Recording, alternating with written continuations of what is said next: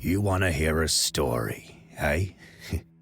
First, let me ask you something. What is the most important thing about a story? A model hero? A villain that makes the blood freeze in your veins? A marvelously captivating narrator's voice? Or maybe a happy ending? In any case, I'm sure there is no better way to start a story than with me, pirate legend, Captain Kabika. That was almost a little too easy. I did it again. I am the best. Now, Ignaz's Will-o'-the-Wisp must be buried here somewhere. Hey, Bonzo! Bring me the map again.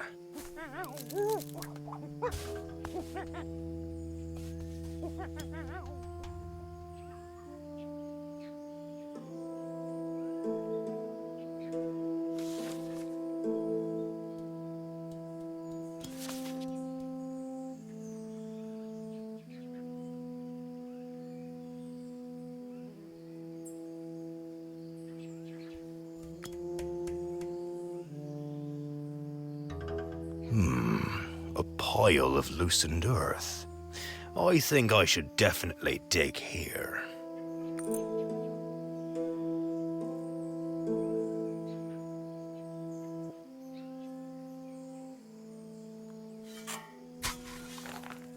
Yikes! Not on the first try? That has never happened before.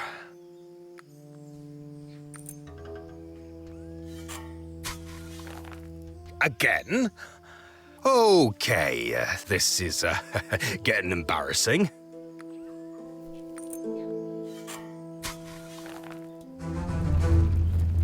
Ah, now that looks better.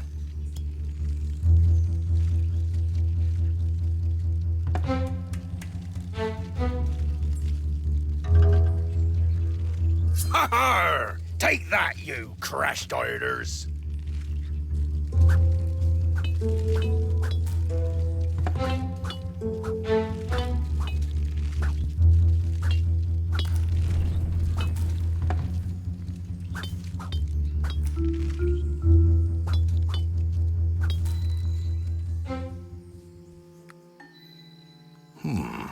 Something glitters under the loosened earth right here.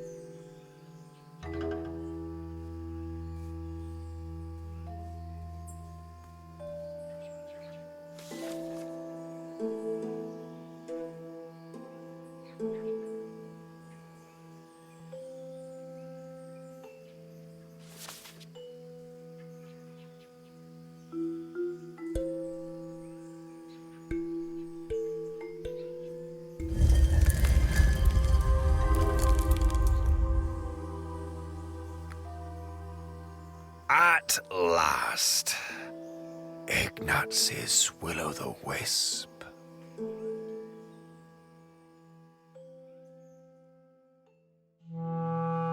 Now, how about I continue the story of me, a Ponzo and the Will-o'-the-Wisp? Sure, I could tell you that. But this story is about someone else.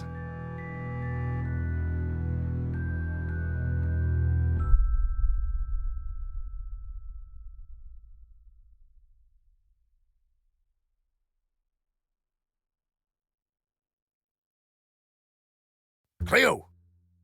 Hey, Cleo!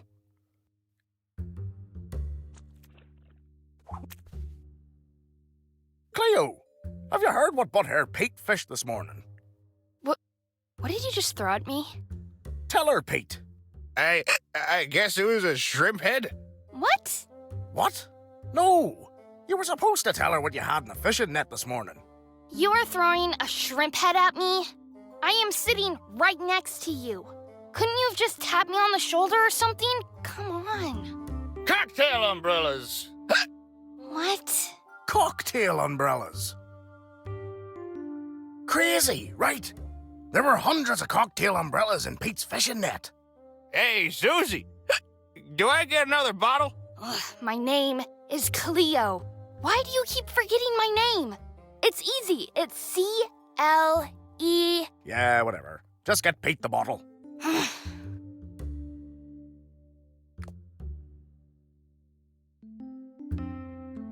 Pete needs a new bottle of rum. Again.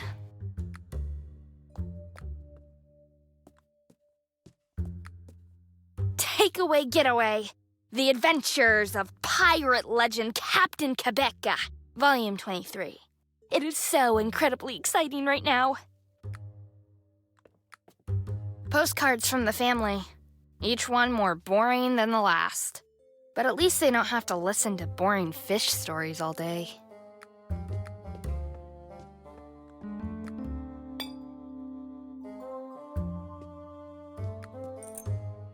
Hey! Did you guys know that Captain Quebeca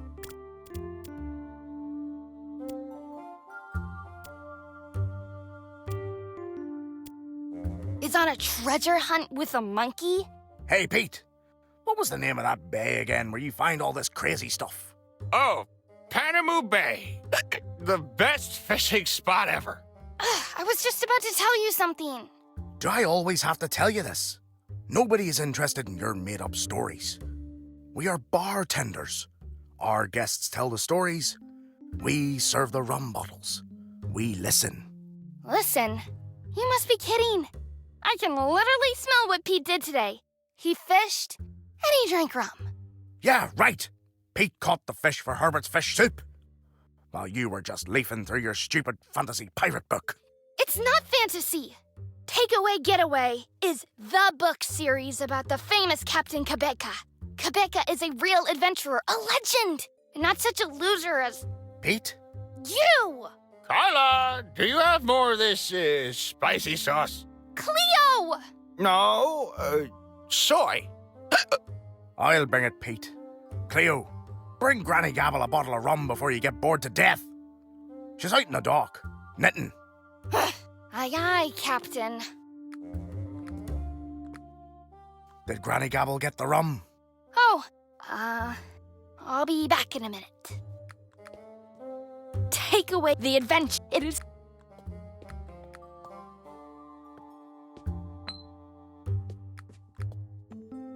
barely drinkable rum.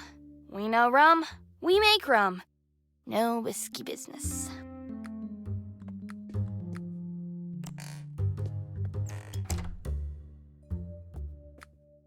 Ew. So that's what it looks like after a man with 2 hook hands eats soup. Every night, at least one customer loses his hook hand in the bar. And every day our wardrobe offers more space for goats. I'd rather not. The smell of Herbert's fish soup is really hard to take. This is my little sister. Can you tell me a pirate story, Cleo? Later, okay? Well, boo.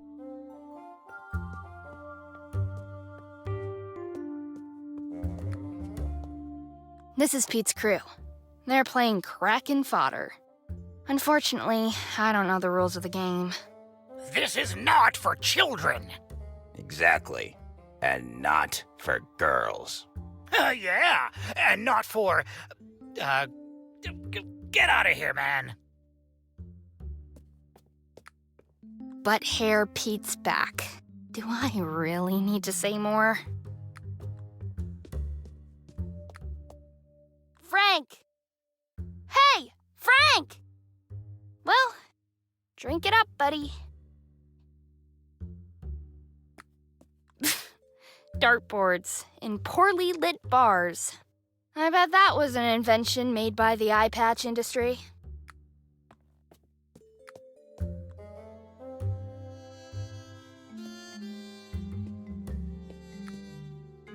kitty. Cat Stevens. The guy looks busy.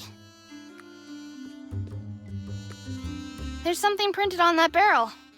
Handy Reusable Assets Incorporated.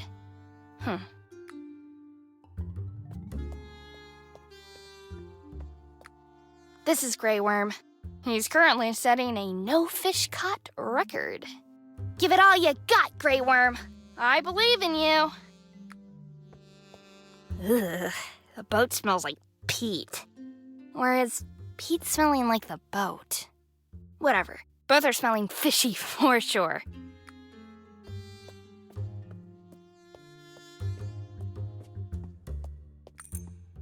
This is Granny Gabble. At least everyone calls her that. Nobody knows her real name. Hello, Granny Gabble. I have some more rum for you here. Yeah, I know. I'd like to be out there too. Discovering new islands, going on adventures, being anywhere else in the world but here.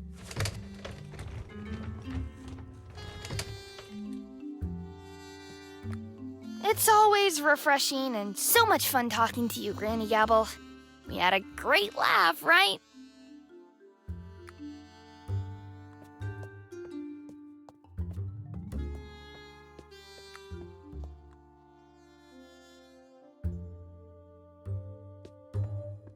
Wow, talking to Granny Gabble was a blast, as always.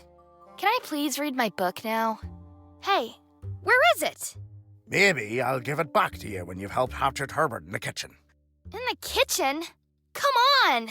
Or your silly book ends up in the oven faster than you can say shrimp head.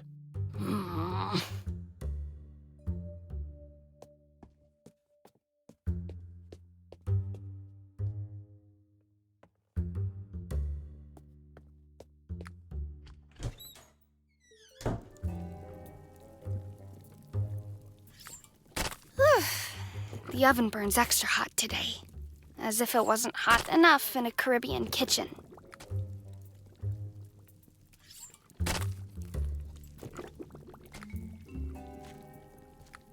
Only if I really have to.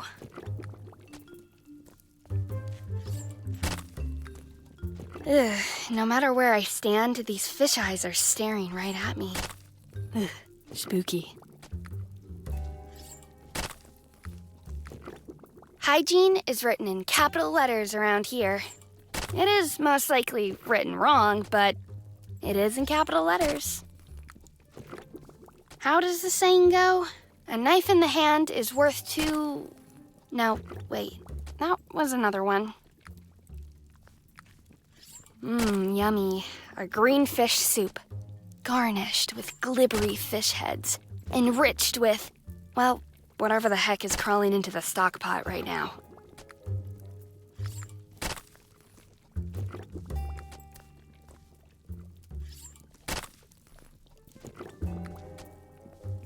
Hey, Herbert. Hello, Cleo.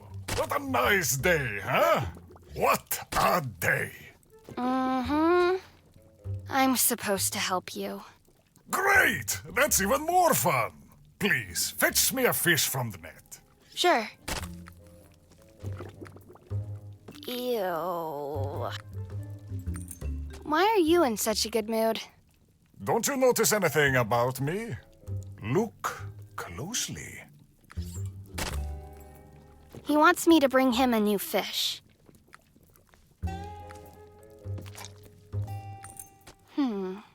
A new hatchet? Wrong. A master cook knows. A hatchet is only as good as...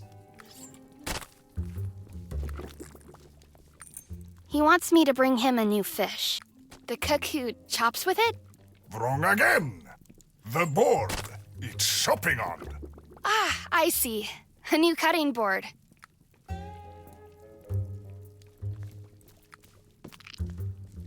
Correct. This board is the Stradivari among the cutting boards. Some say it's almost as good as one of Cutting Board Pitt's boards.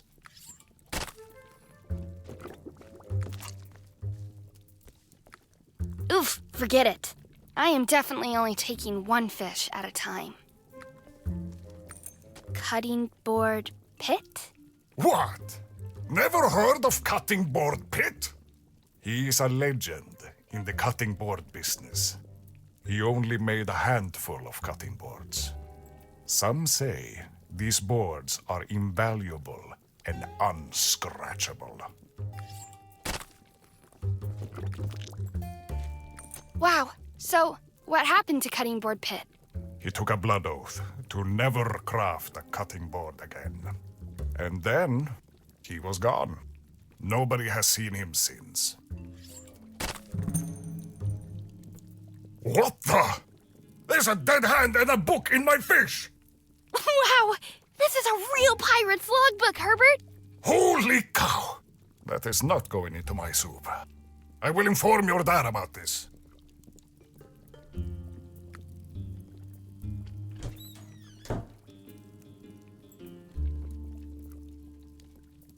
I need to know what's in this book, but these bony fingers are keeping the pages closed. Let's see.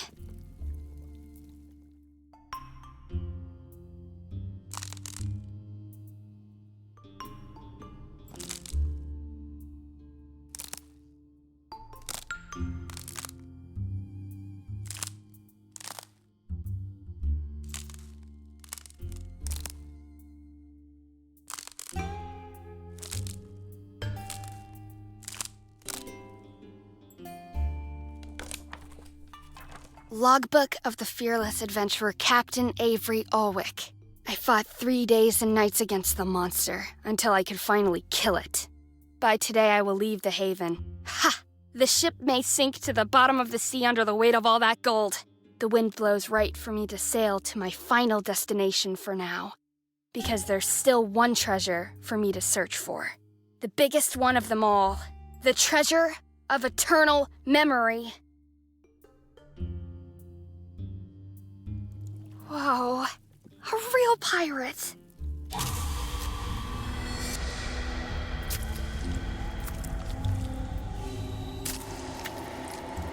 What was that?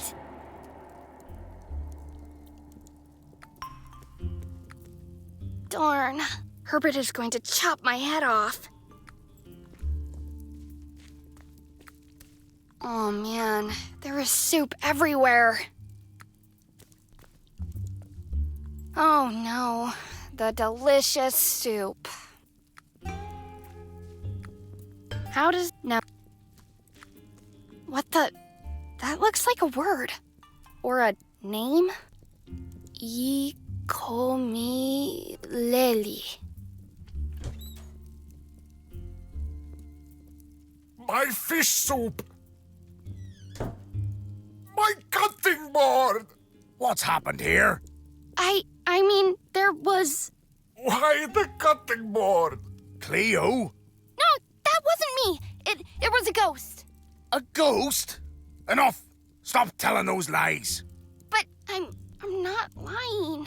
Cleo, it's time for you to grow up. No more of this crap. My book? No!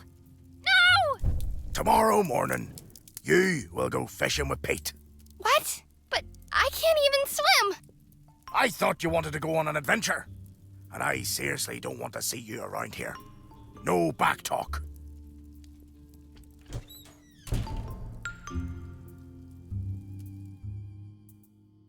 Cleo couldn't sleep that night, for the ghost's appearance left her no peace.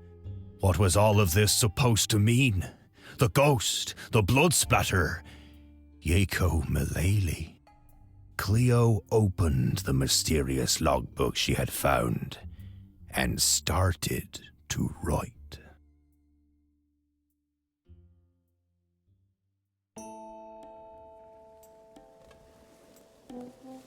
It is too early in the morning.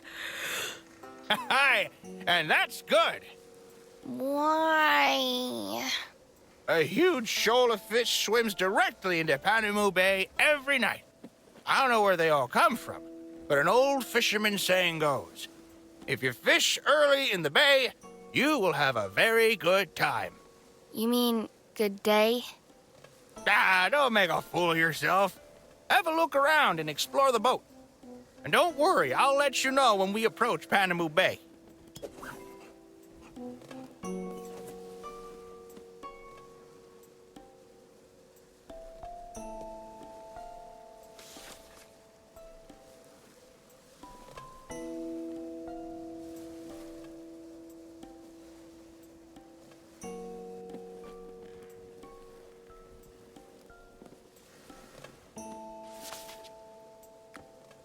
Whoa, Pete looks really fresh this morning. He doesn't smell fresh, though. From this point on, you can't even see land. So this is my adventure on the high seas, on a stinky cutter with stinky men. Ugh.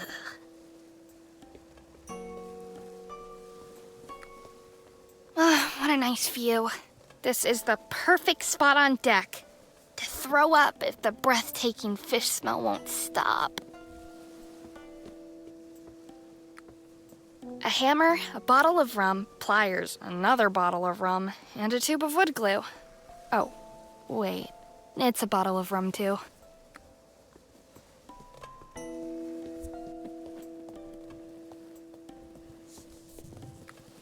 So, who won? Who won at Kraken Fodder yesterday? I am standing in the hot sun, repairing the fishing net. Take a guess. Oh, I'm sorry you lost. What? Why? No, I won.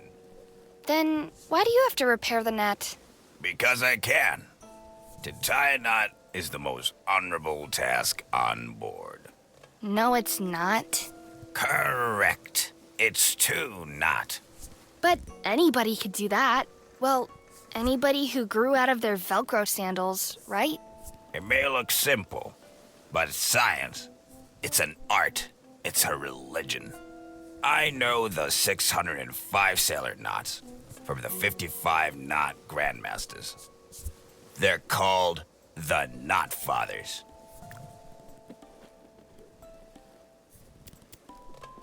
Uh-huh. On a fishing boat, every crew member should be able to master these knots. It's a matter of life and death. I can show you how to untie any knot in seconds. Do you want to know how that works? You're gonna kill a soul, girl. Ever heard of the word Ukulele anywhere? No, never heard of it. Definitely not one of the Knot Fathers. Well, I do not want to keep you from your holy task any longer.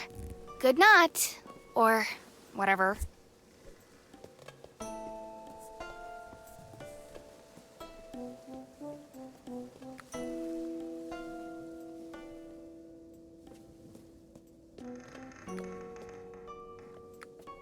It's locked.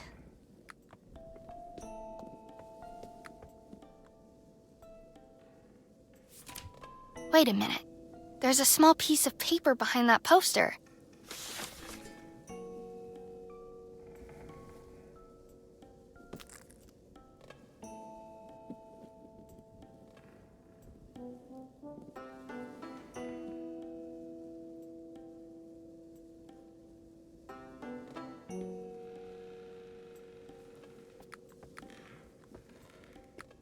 The note says, "The 10 best baits ever.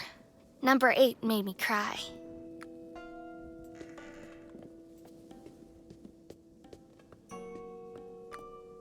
Hey, what are you doing there? I'm maintaining my Kraken Fodder set. Can you teach me that? Sure. First, you need to wipe the rum and blood off the set, so you can begin with the real maintenance. No, not the maintenance. I mean the rules of the game, Kraken Fodder. Oh, yeah, why not? I guess a new opponent would be refreshing. Cool. Do you have your set with you? I don't have one. Well, that's bad. Maybe Not Joe can lend you his set. Have you heard of the word Ukulele anywhere before? No. What does that mean? I'd like to know that too. I'll be right back.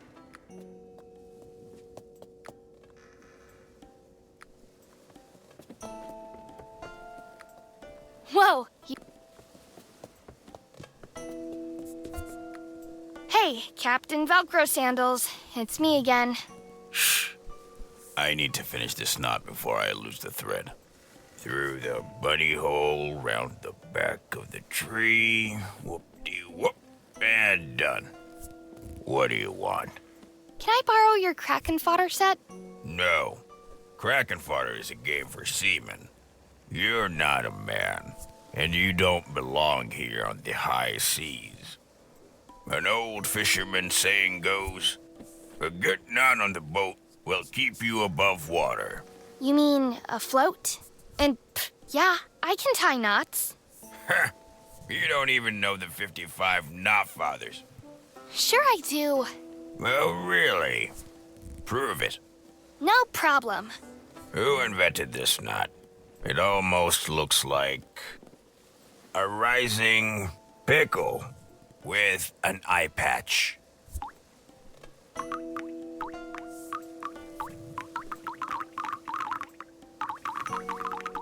Marcus?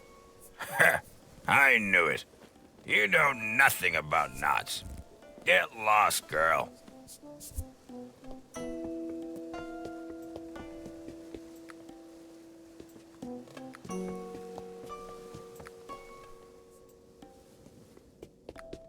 Do you know anything about knots?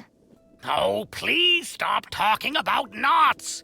All day long, Joe is jangling my nerves with those stupid knots. So knock it off. No, I just wanted to... If you say the word knot one more time, I will throw you overboard. I swear on my mother's tattoo. Okay. Wait, does your mother have a tattoo? Do you have a tattoo of your mother, or did your mother tattoo you?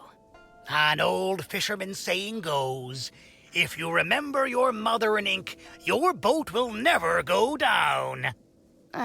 The three of you went to school together, didn't you? Now, this knot Joe is driving me nuts. All day I hear him gabbling over there in the cargo hold. John, Carl, Frank. Ugh, gag me with a spoon. I think he built something in there to learn all those stupid names. So please leave me alone and let me know when you got the set. It's locked.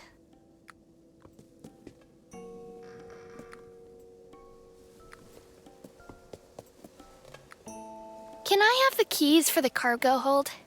Sure. Fishing got you interested, didn't it? I think you are going to become a real fisher girl. I could literally smell it. Yay.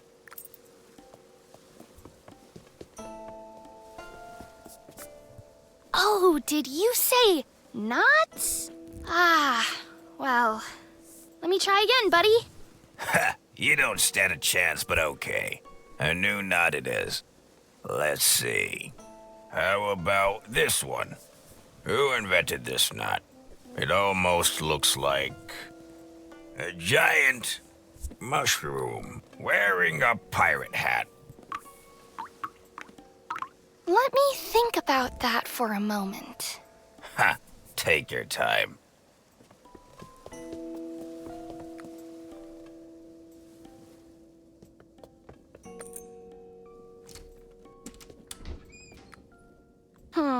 There's something carved into the wood of this barrel.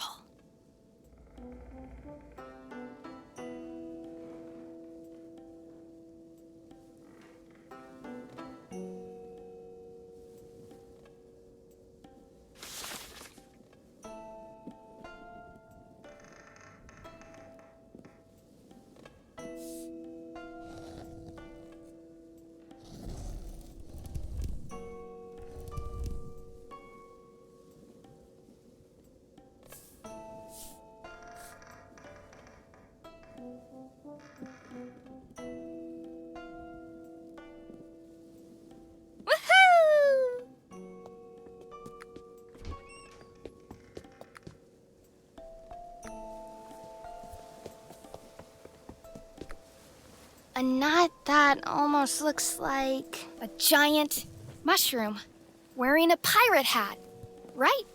Hey. cemetery? Wait, what? That is correct. I was afraid you'd bring bad luck to this boat, but I guess I underestimated you. Those who know the Knot Fathers are worthy to play Kraken Fodder. Here, I'll lend you my set. Thank you, brother and naughty spirit. May the knot be with you.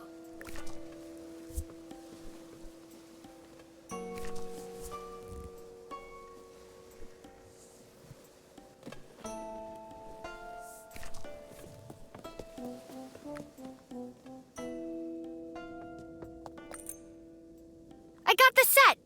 Nice! Let's start. The easiest way to learn the rules is by playing the game. Or do you want to read all the rules first? Let me take a look at the rules first.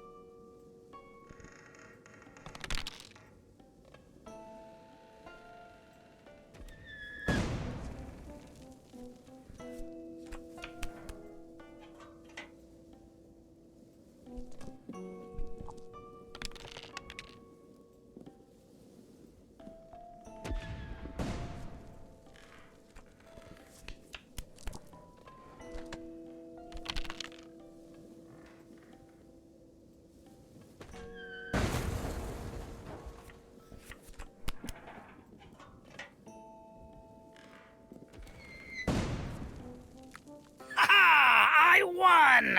Ha! Ha ha ha! Ha ha ha! Do you want to play another round? Yeah, sure. Let's play again.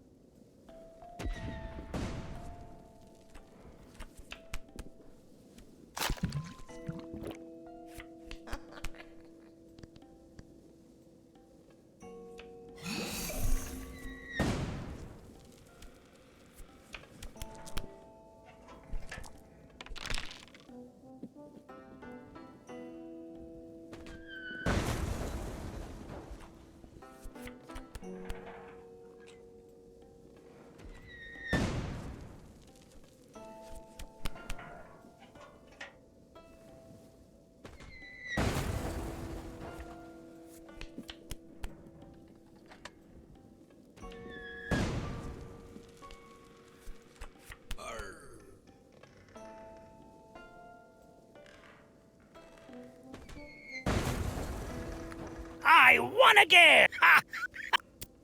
Yeah.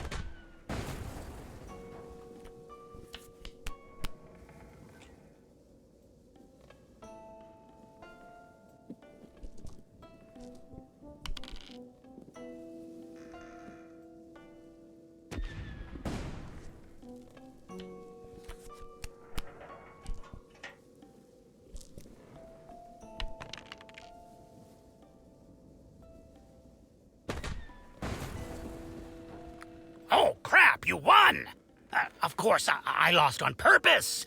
I mean, obviously. Do you want to play another round? Yeah, sure. Let's play again.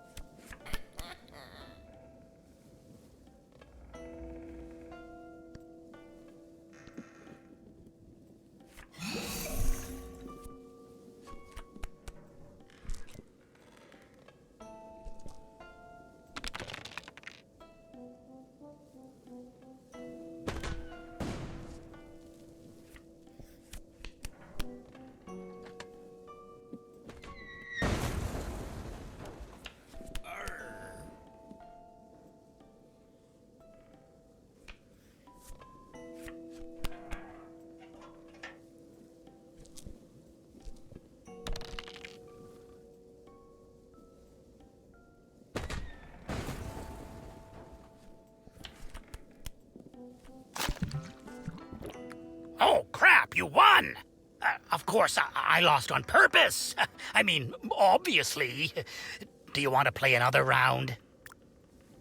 Please, no. Oh, you're a chicken, eh? I knew it. Let me know if you change your mind. Ah, for my mom's tattoo's sake, what was that? Go! Bring me the tools before everything's underwater. Hurry!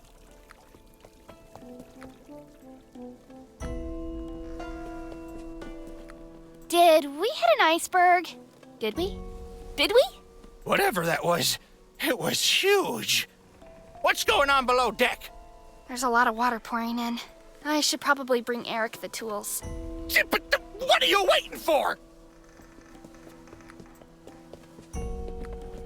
Oh no. Where's the knot guy? Seems the boat got damaged quite a bit.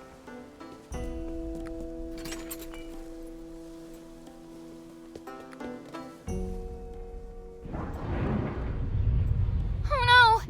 Eric? I can't swim!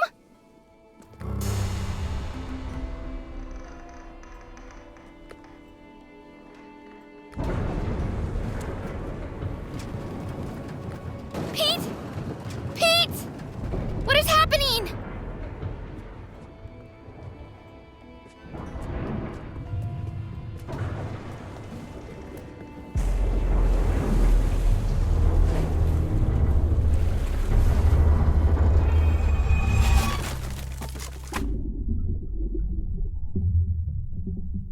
Cleo was dragged down into the deep. Yet, before she passed out, she had been able to catch a single word through the rumble of the deep sea.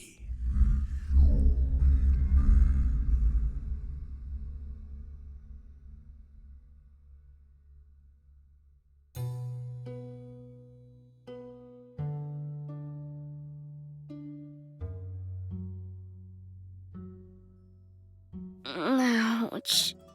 Where am I?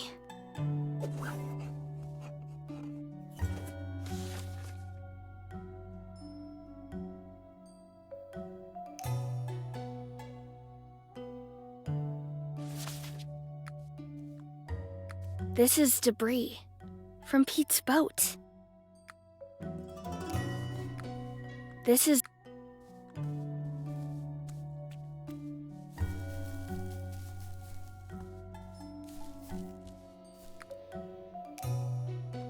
I can't believe it!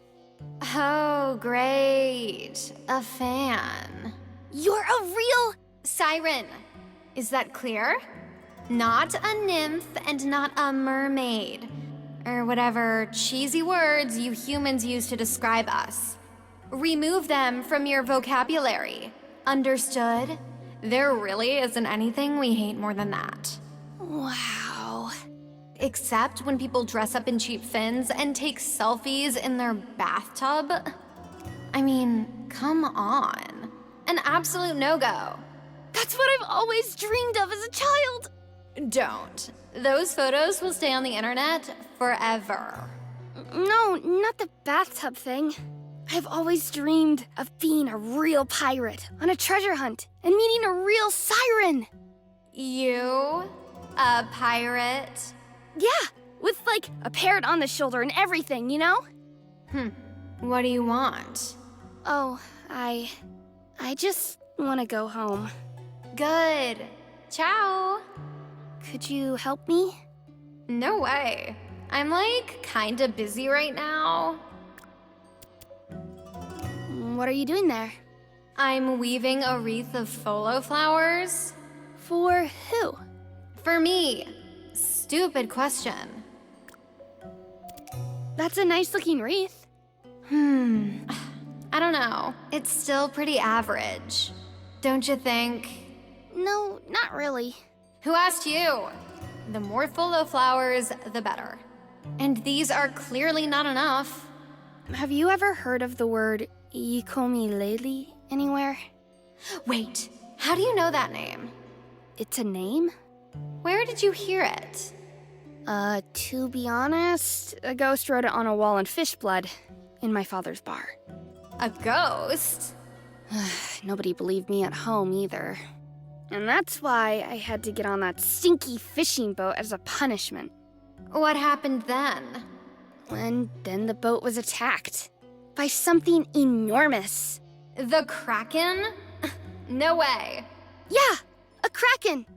But after that, I can't remember anything. You're telling me you survived the Kraken? I don't know what happened. I woke up over there on the beach. A little inconspicuous girl.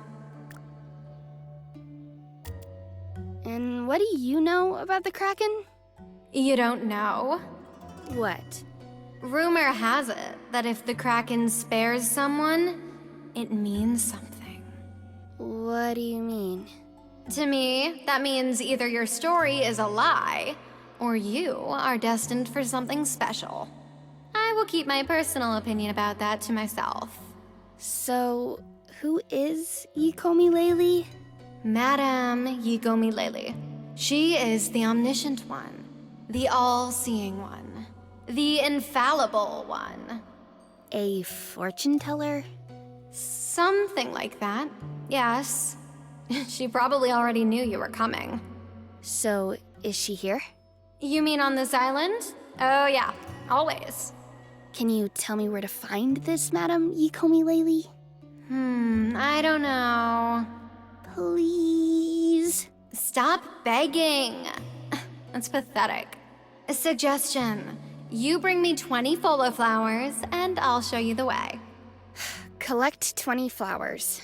So this is going to be that kind of adventure. Chop chop! Okay.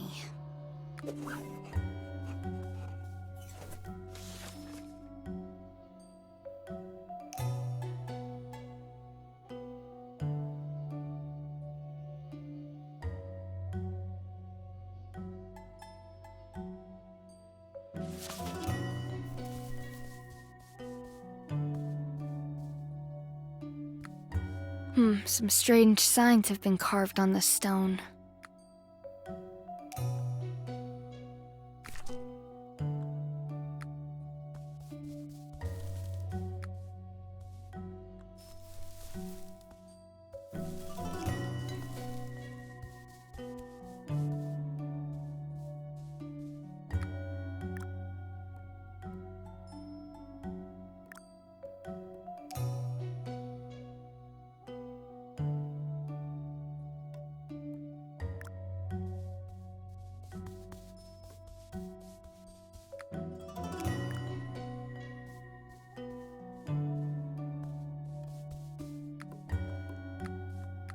Welcome to the Tell Me Swamps.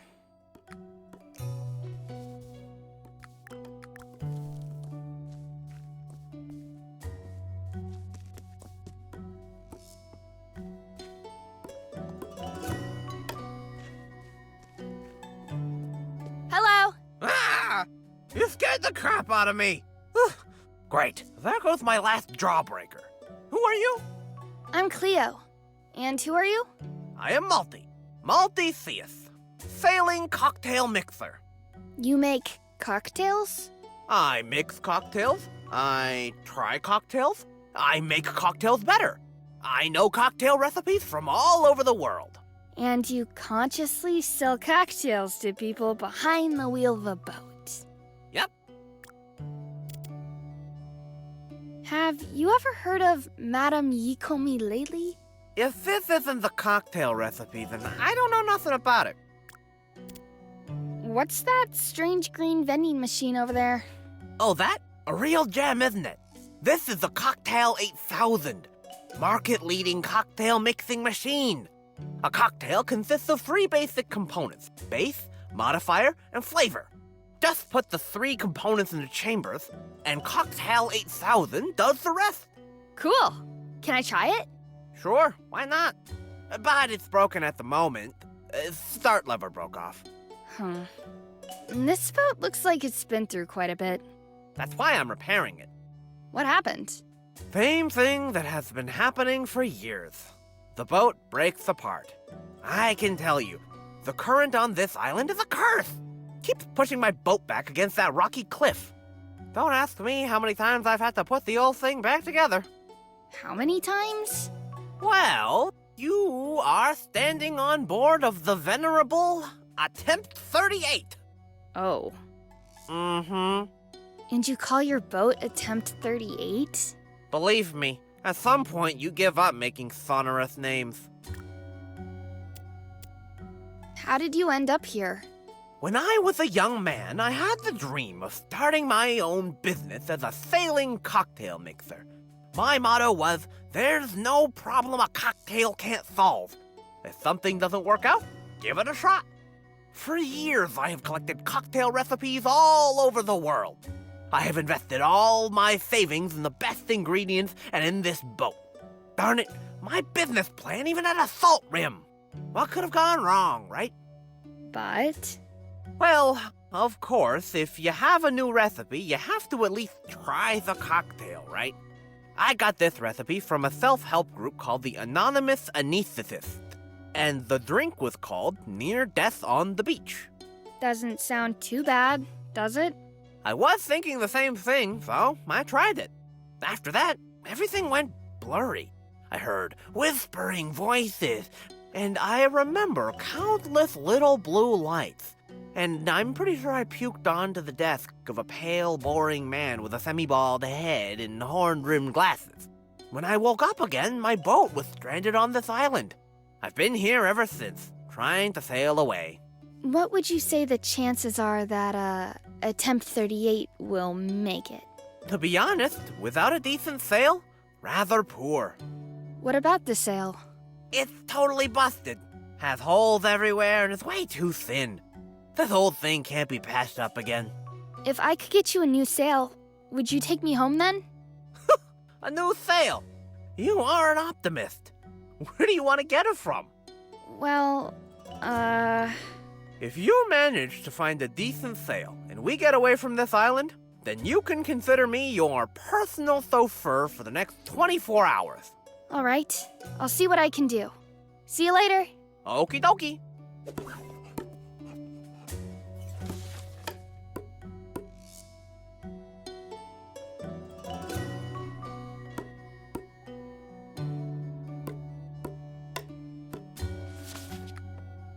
Darn, it doesn't work. Looks like the start lever is missing. This guy went down with his boat 37 times, but these bottles don't have a single scratch.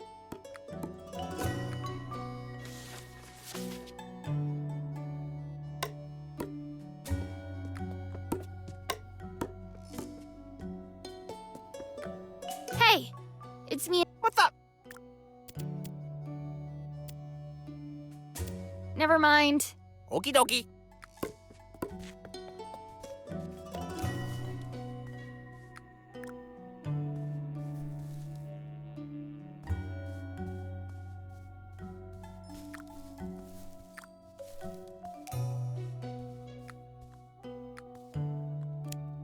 Ouch! The naughty crab snapped at me. He's got something against me stealing those tights. There's still room on this clothesline. The fireplace is still hot. Someone made a fire here recently.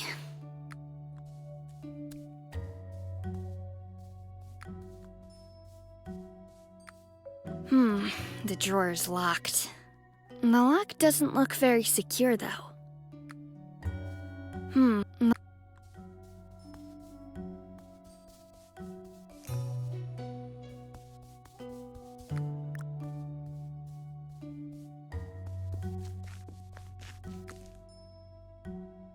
You can see the beaver over there, right through this forked branch. You can see the beaver.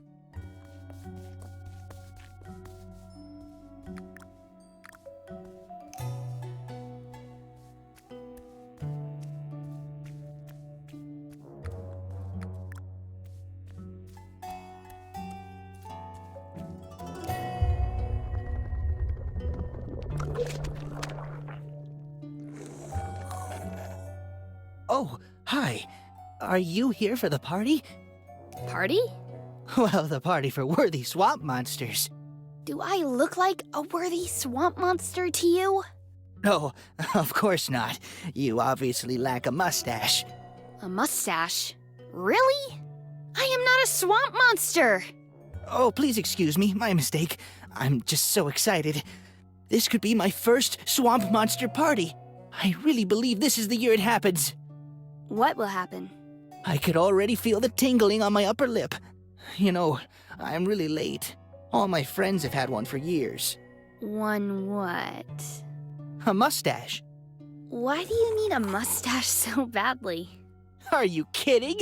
Every young swamp monster pupates before the annual party in the hope of becoming a worthy swamp monster with a mustache to be able to leave the cocoon to go to this prestigious party. Couldn't you just paint yourself a mustache or glue it onto your face like normal people? Oh, don't be silly. I'm being silly? Mind you, you're the one who wants to grow a mustache. You obviously have no idea what you're talking about. Is there anything else, or can I focus on my metamorphosis again? Nice cocoon. Oh, well observed. This is the finest multi-layer silk. Lightweight, windproof, and extremely durable. What are you drinking there? Just some swamp water mix, nothing special. A good water balance is crucial for a dense beard growth. Would one of those funny peach fuzz beards work? You know, like the guys who always sit in the back of the bus have?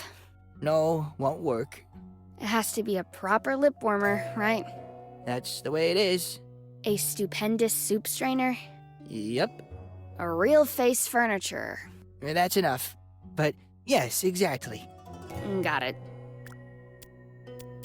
See you later.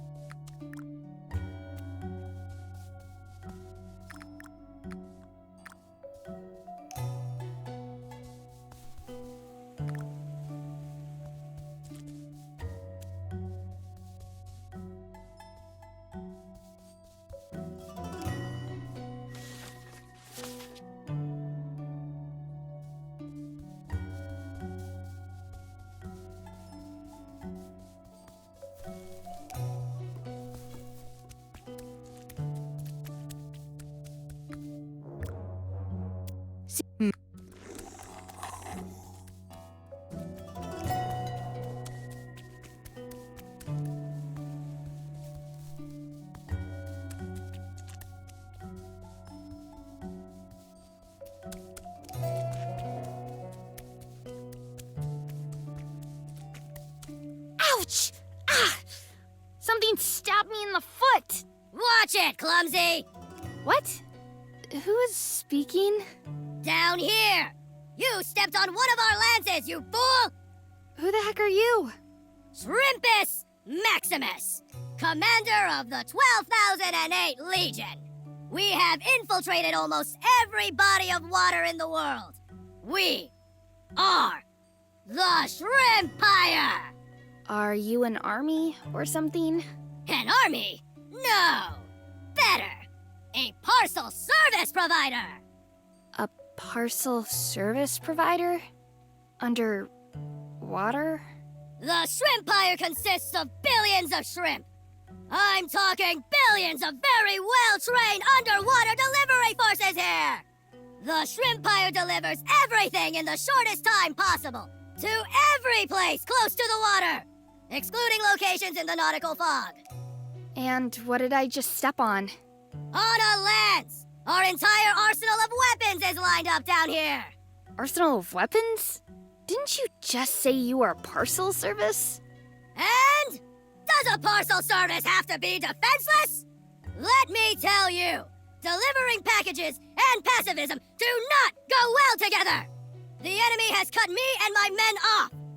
The enemy? Put up a barricade behind us, and now we're stuck here behind enemy lines! So far, our attacks have been unsuccessful, but sooner or later, we will bring this insurgent to his knees! Oh, you mean the beaver over there? I just can't stand the two-toothed malicious grin of this indomitable rodent any longer! Well, good luck then. Can you just let me through for a moment? I have to go to the other side. No way! Our arsenal! Don't you remember? If you just walk through here, we are completely defenseless and at the mercy of the enemy! You have already destroyed a lance! Dear God! Look at that! Completely useless! Many thanks! Here, you can keep the damaged lance! But you won't be able to get through here until we can break through the barricade! I'll take care of the beaver, alright? Be careful, soldier! I've looked that maniac right in the dead eyes, and I can tell you, that lunatic knows no mercy!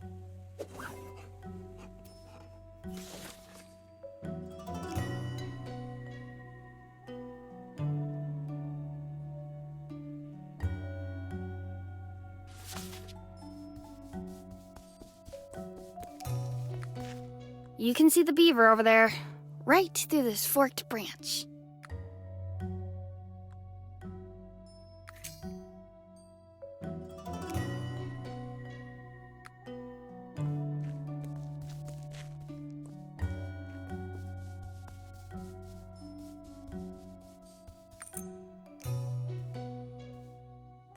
Maybe I can pick the lock with this hairpin. Let's see. Okay, it's open. Let's see what's in there. An old pair of red socks. And a book. Maltese Cocktail Bible. Interesting. Unfortunately, the hairpin broke. Why do hairpins always break immediately after picking a lock in a video game?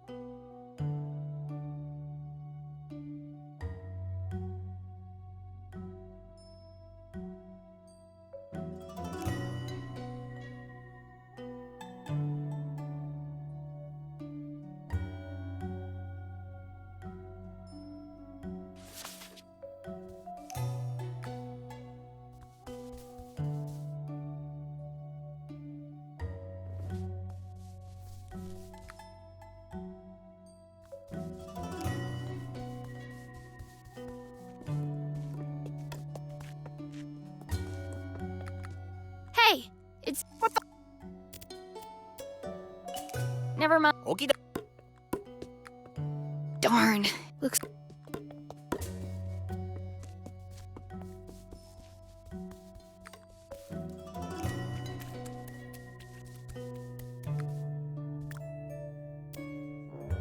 See you.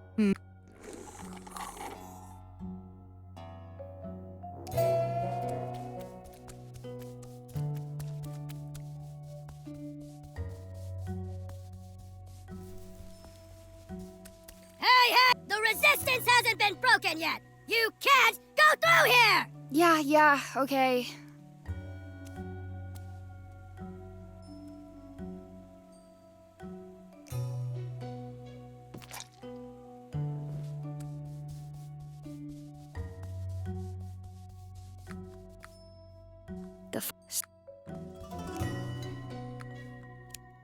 Ow!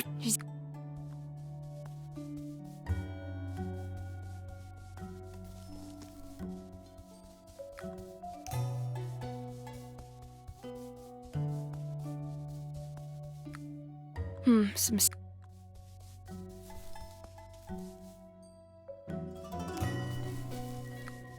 Hey! Hey! Do you have the full of flowers? Not all. Well then, chop chop.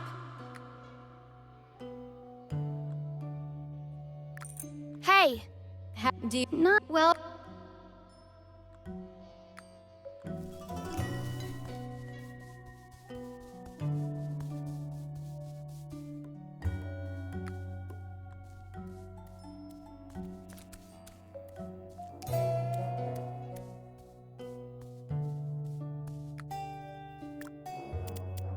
No. Oh. Just a good water. See.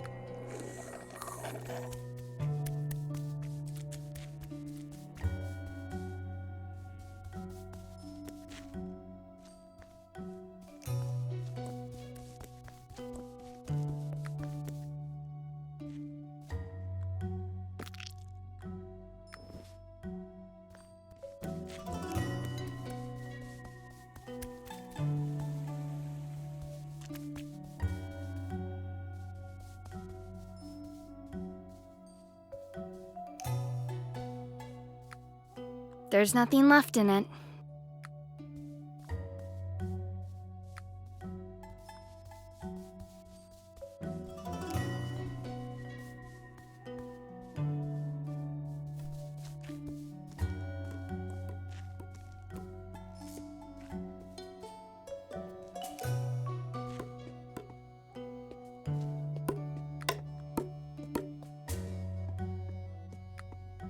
Hey!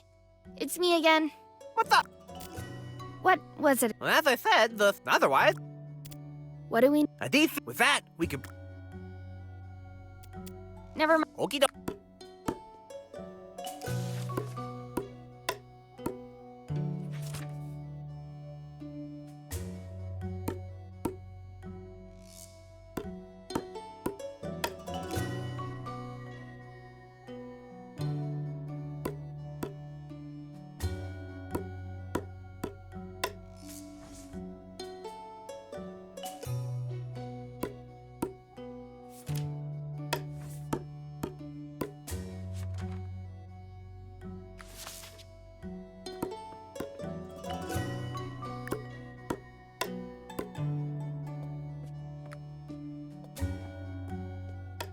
But the...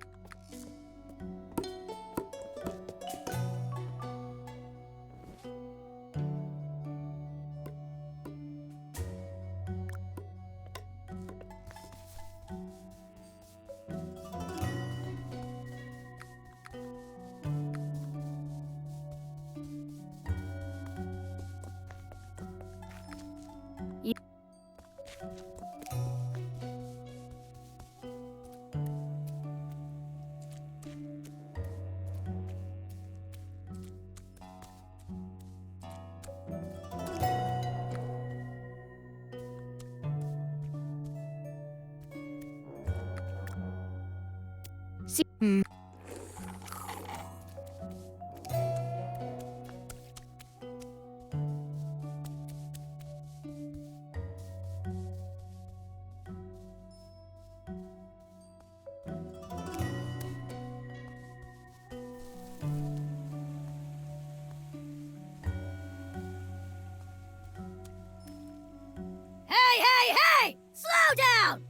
resistance hasn't been broken! Yeah, okay.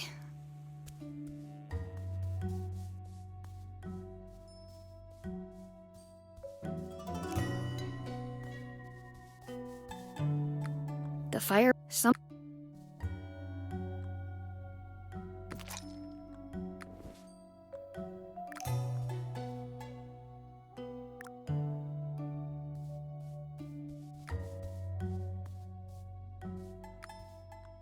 There's still room on this clothesline.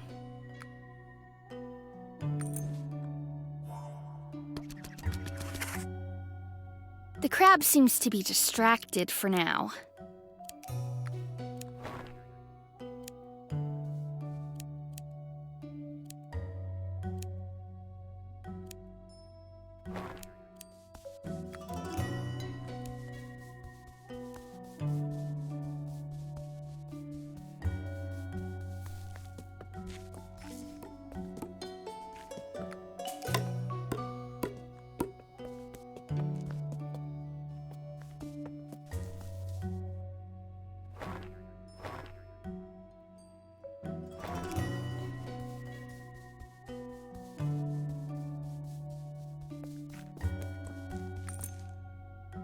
Wow! That would make for a real good slingshot. It doesn't work that way yet. I need something to fire with. Take this, Beaver! Yeah!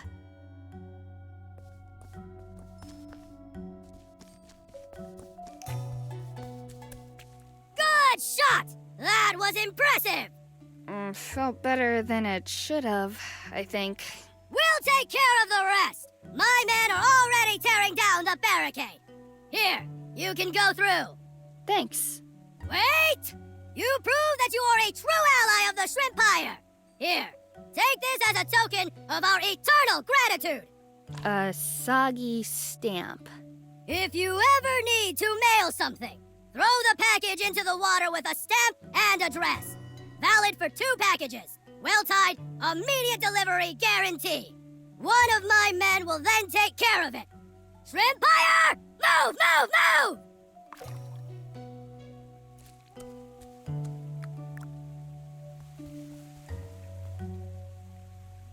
Okay, that's between you and me. Understood?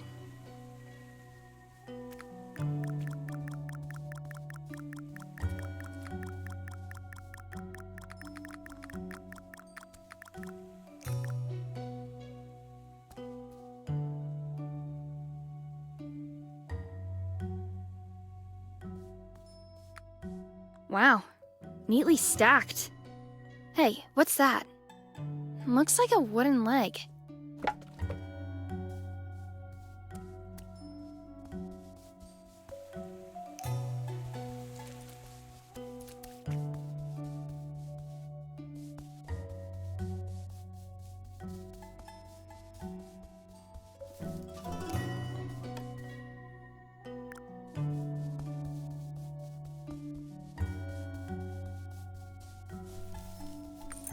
Hey! Hey! Do you have the Folo flowers? I have more than enough. Great! Give them to me. Not bad, little girl. Well then, you want to meet Madame Yiko Milele? This way. Tamara!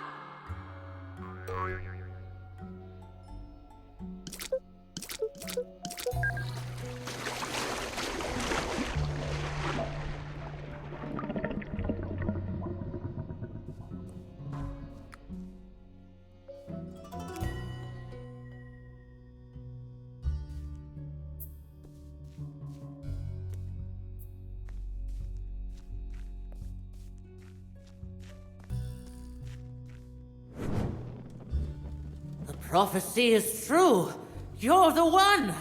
The one who finally brings light into the darkness. Oh, great. You're mistaking me for someone else. Sorry, old lady. I am not the electrician. You don't have to shout at me. I can hear you very well. Fate brought you to this place. And What kind of place is that? This is where I live, and this is where I practice. Not feng shui, obviously. As I said, I can hear you very well. I'm Cleo. Can you help me get home? I know exactly who you are, little one. Oh, really? Of course. You want to go home, huh? The encounter with the Kraken scared you to the bone, didn't it? You bet it did. Wait, how did you know? I know a lot about you. Most of it is easy to read, right from the eyes. Wow. And you have not only seen the Kraken with those eyes, have you? You saw a ghost with those eyes too, am I right? You are really good. That ghost, it brought you to me, I found a severed hand and a logbook in a fish. And suddenly this ghost appeared and wrote your name on the wall. And then he was gone. Interesting. Give me your hand. Okay. Not yours, the severed hand you found. Oh, of course. Why though? You know, looking into the past is easy. But in order to see the future, you have to try a little harder. Ha! I knew it! Do you want to know what I've seen in your future? Have you just turned the dead hand into the soup? What is with all these soups today? Do you want to know your fortune or no? Yeah, sure. You're the one. The chosen one. The chosen one? Yes! You will finally solve the puzzle and find it. The treasure of eternal memory! Me. No, that can't be true. I'm not a... What? Not an adventurer? Not a treasure hunter? Not a pirate? You won't be just anyone, sweetheart. As soon as you find the treasure, you will be the most famous adventurer of all time! I saw it, believe me. What kind of treasure is that? It's very hard to find. Many adventurers and pirates before you went on a search, but it was hidden very well. Too well. Fortunately, we know who hid it. For real? Who? Teddy McAnally. McAnally? The inventor of... This ridiculous card game, Kraken Fodder. Exactly. The legend about the treasure of eternal memory started with him. He's been dead a long time, right? Oh, yes. A long time. What's up with this ghost? Sometimes fate gives you a nudge in the right direction. I understand, but how did he know your name? You're here, right? Ready to begin the great adventure that only you are meant to embark on? Actually, I just want to go home. You survived the Kraken. Don't you understand what that means? That I'm destined for something special? For something way bigger than a boring life in a bar. It's your decision, but please let me give you something to take with you. A gift.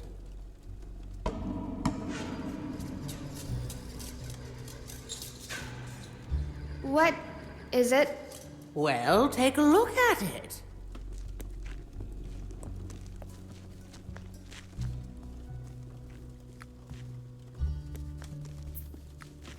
There are these strange mirrors hanging all over the place. You know everything you need to know, sweetheart. What you make of it is now up to you. From here on, I can no longer help you. A bowl half filled with glass eyes. Not scary at all. Wow, nicely organized. Order is the most important thing.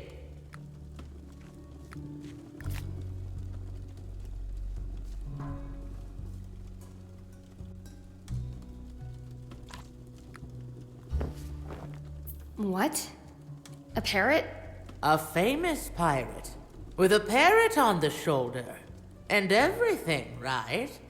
That part of your wish has already been fulfilled.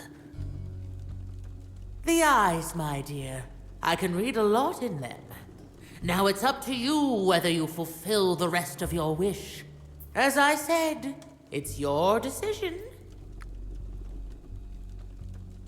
Is he dead? What? Don't be absurd. He's asleep. Oh, good.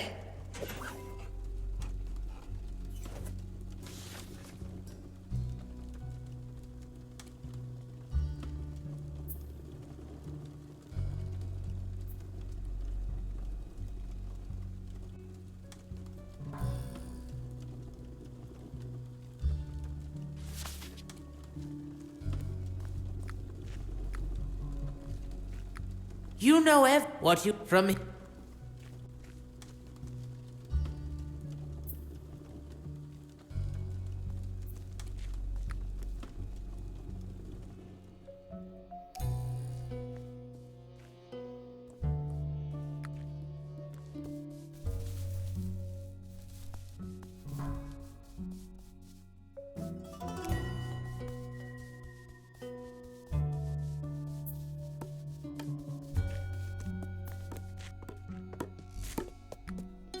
Hey, it's... What?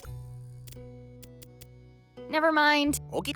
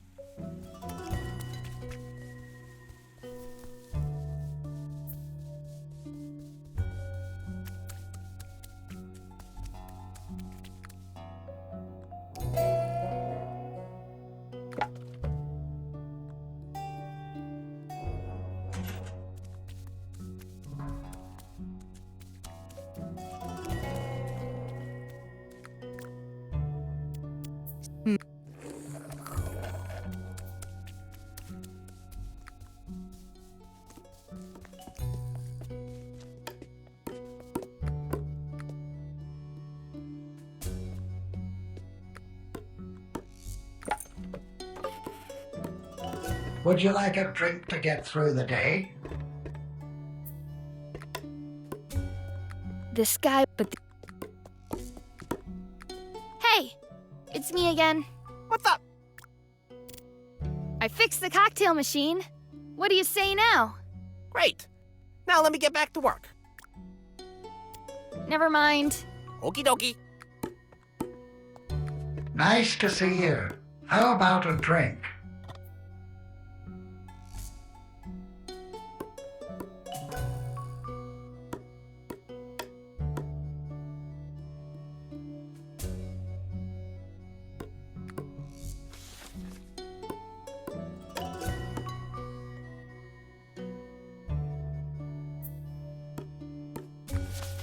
Nice to see you. How about a drink?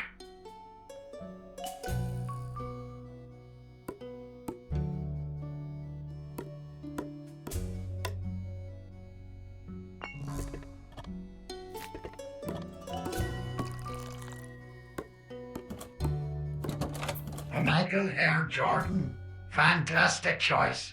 Coming right away.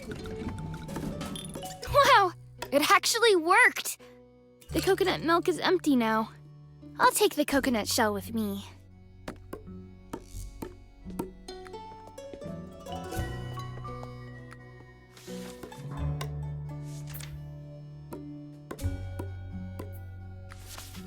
Nice to see you. How about a drink?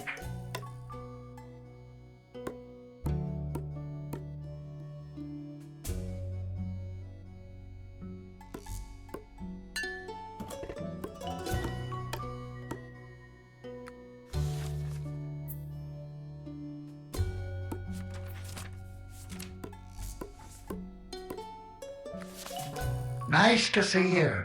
How about a drink?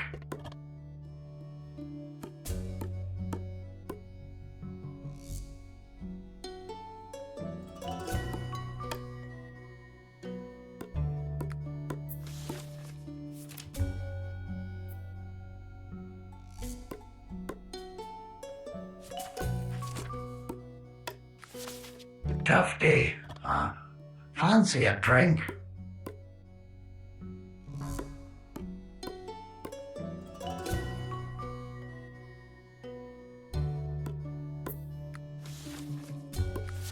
Hello. You look like you could use a drink.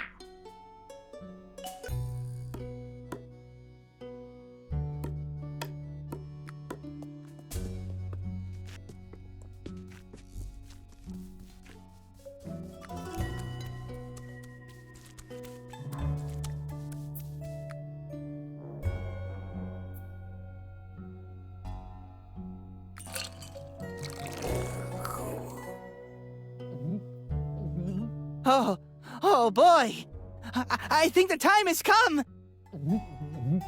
I knew it! Hey, you. What's a nice girl like you doing in a place like this? Pretty awesome mustache, huh? I know. I have to go, honey. I have some appointments to make. You understand. Let's not make a big deal out of it now. I'm not really into the big goodbyes and stuff. You won't forget me. So, what's a guy gotta do to get a drink around here, huh? Wow.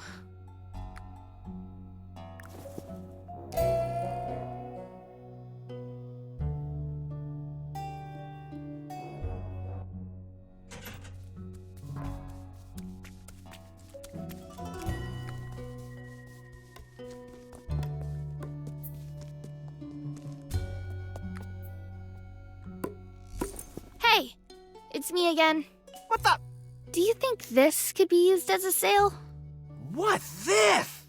A cocoon of a swamp monster with a mustache. Pff, obviously. Great material. Lightweight, windproof.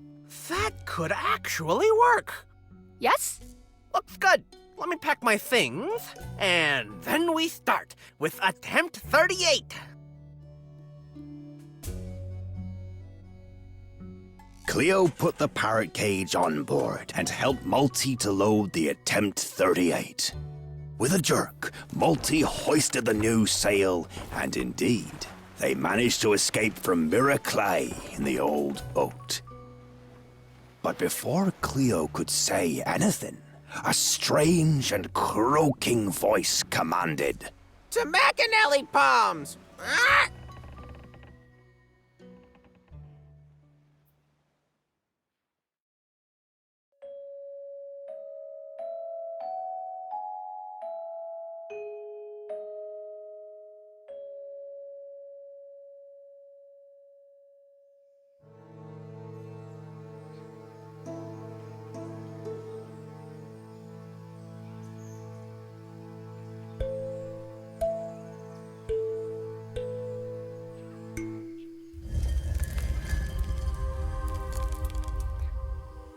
At last, Ignat's Will-o'-the-Wisp.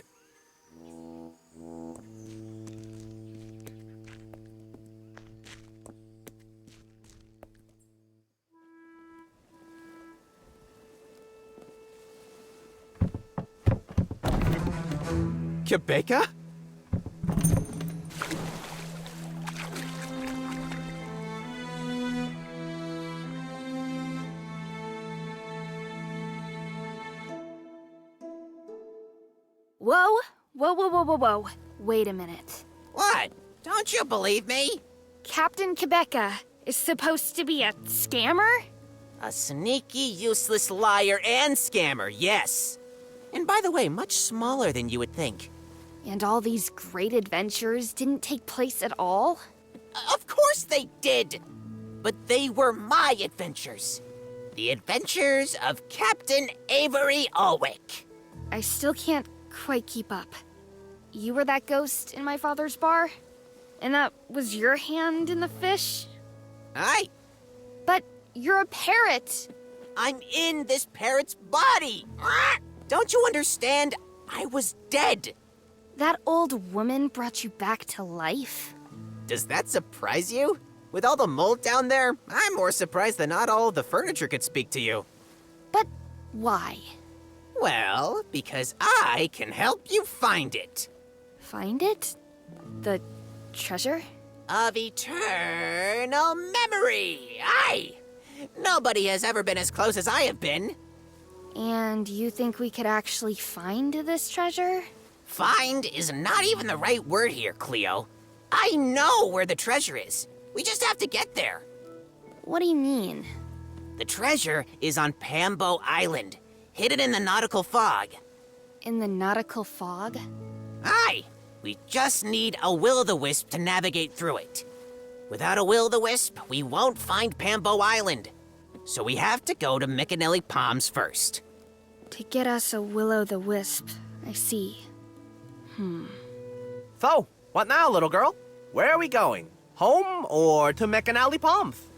All right, Birdie. Let's find this treasure. Malty, set the sails to Micanelli Palms. Aye. So, do you want a cracker or something? Oh, shut up!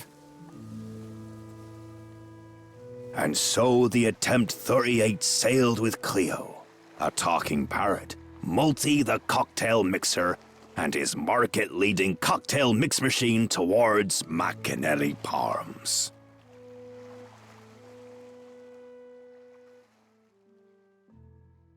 Here we are, Micanelli Palms. And what now? Somewhere near this island is the sunken gallery of very rare items. The gallery is called Atilantis. There must be a will-o'-the-wisp there. Find a way to get it for us somehow. Sunken Gallery, Atilantis, will-o'-the-wisp. Somehow. Got it.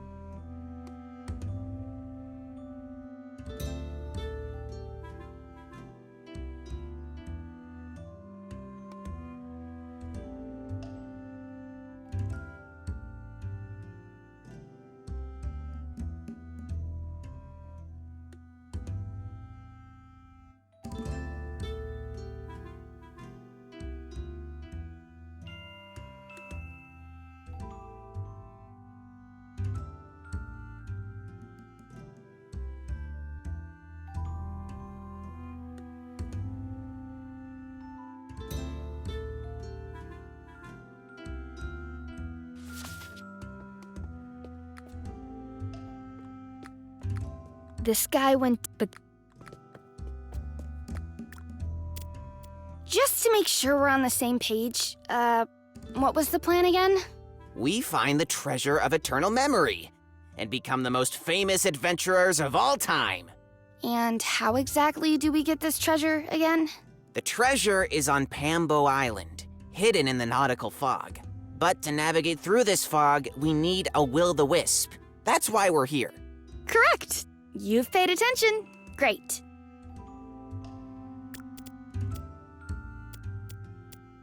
I'm good. I still can't believe it. The sail and all that. Finally, a new environment. And no more constant repairs. I'll bring you wherever you want until the sun comes up tomorrow morning. I made a promise. The Attempt 38 is at your disposal. What do you think of us sailing into the nautical fog?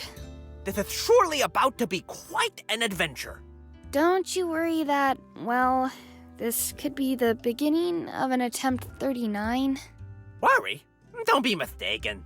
I had my share of adventures too before I became stranded on this rocky island. You know, I have been collecting cocktail recipes all over the world, even in dangerous places. So, don't you worry about me. Do you trust this parrot? To be honest, that's none of my business. I owe nothing to the bird, I owe you. You decide where to go. See you later. Okie dokie.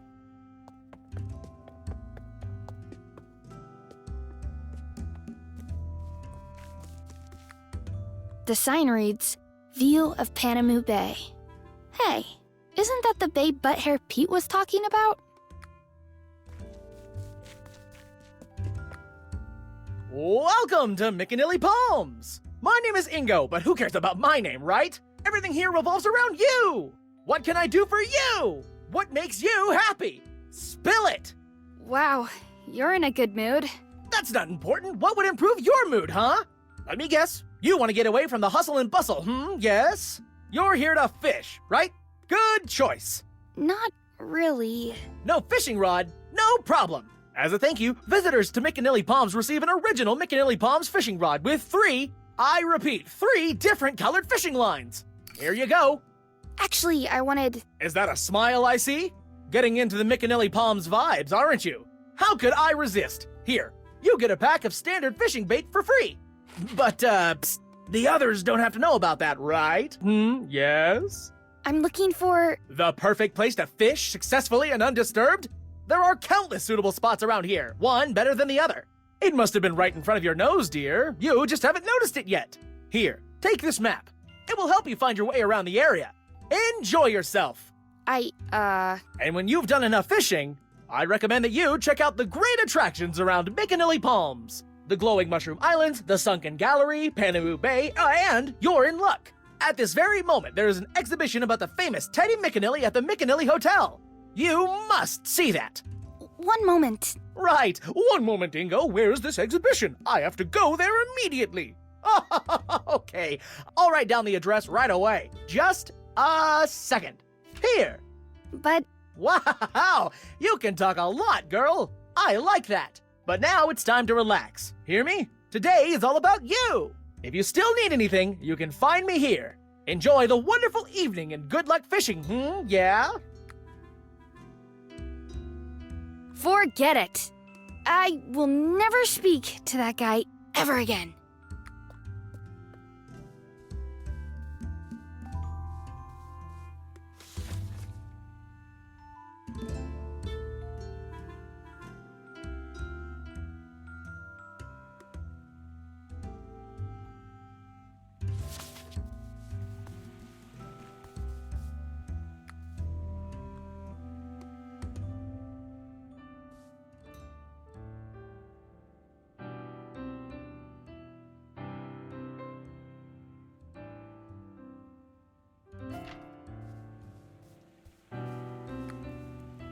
Don't you say I should play that same song again. I had no intention of doing that. Thank God. I play the same songs over and over, every day. I mean, they're really good songs, no question about it. But over and over again? Did you compose that? Me? Are you crazy? They'd drown me right here in the Cassandra stream if I played my own songs. In here, only songs by Antonio Laiterendi are played. Antonio Laiterendi? He was the star pianist of Micanilly Palms. His songs are known worldwide and are about great celebrities and legends, like Captain Kabaka, Cutting Board Pitt, and of course, Teddy Micanilly. And you are only allowed to play songs by this Laiterendi? That's the way it is. Fortunately, the day'll be over soon. Well, hang in there. It says, Cassandra Stream. Warning, risk of drowning. It says, no passage.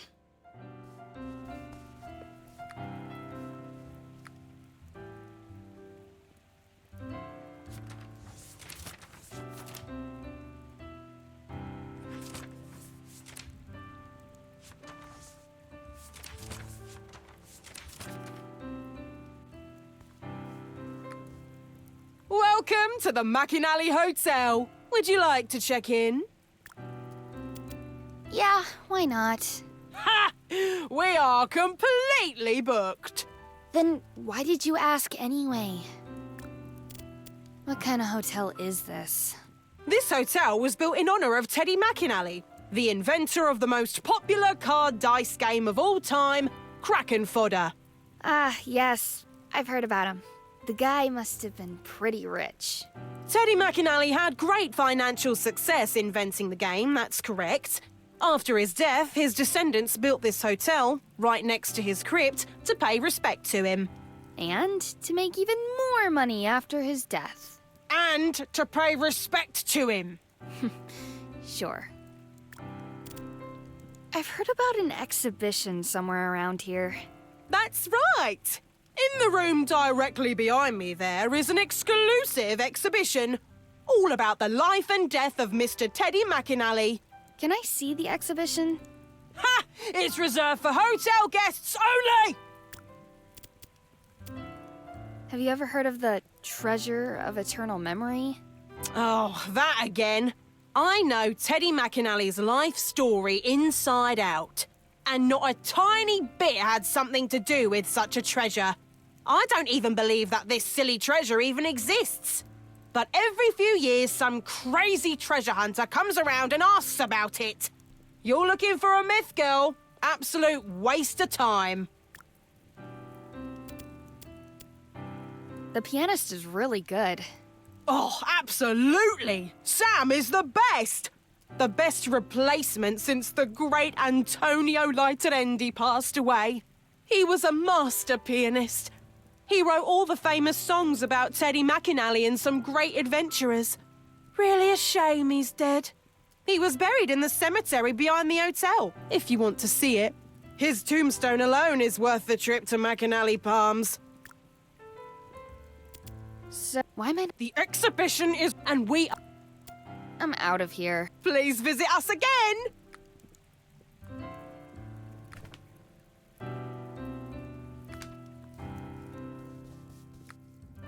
Shh.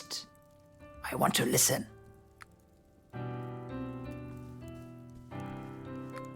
Hey! One moment, please, young lady. I want to quickly sort out my thoughts and put them on paper before I lose the thread here. But the real highlight of this trip is still ahead of me. My visit to the sunken gallery of Atilantis. So that's it for now. Hello, what did you say? Are you a guest here in the hotel? Sure I am. According to this travel guide, staying at the McInally Hotel is an absolute must. Will you tell me your room number? My travel guide says that there are often pickpockets in these hotel lobbies. I'm not a pickpocketer. I just want to know your room number. Better not. What kind of book is that? My travel diary? In my travel guide, it says that you should definitely keep a diary. Because there is so much to see and discover at McInally Palms. The cemetery, the lighthouse, Panama Bay, the glowing mushroom islands, the sunken gallery of Atilantis. You love your travel guide, don't you? Of course. I'm not gonna risk missing out on anything on McInally Palms. I've already bought all the tickets that you need for this trip in advance. The schedule's tight, but manageable. It's all here in the travel guide. The only thing that's not in the travel guide is... how to relax on vacation? How to get the perfect souvenir. What would the perfect souvenir be? A mushroom from the glowing mushroom islands. But they are almost impossible to pick. Did you say Atilantis? Have you been there? They say it's breathtaking. Not yet, but I have to go there. I got the ticket weeks ago. That will be a real highlight of the trip. What do you want for the ticket to Atilantis? I won't trade it. Have you played Kraken Fodder on this vacation? The travel guide says that a round of Kraken Fodder should not be missing on this trip. But Everyone always wants to play with stakes against me. That's way too risky for me. It's up to you. If you can live with your cowardly decision to refuse a challenge of Kraken Fodder in the hollowed halls of the Macanelli Hotel, this will definitely look good in your travel diary. Nope. Sorry. Too risky. Don't you ever take risks? Never. Never...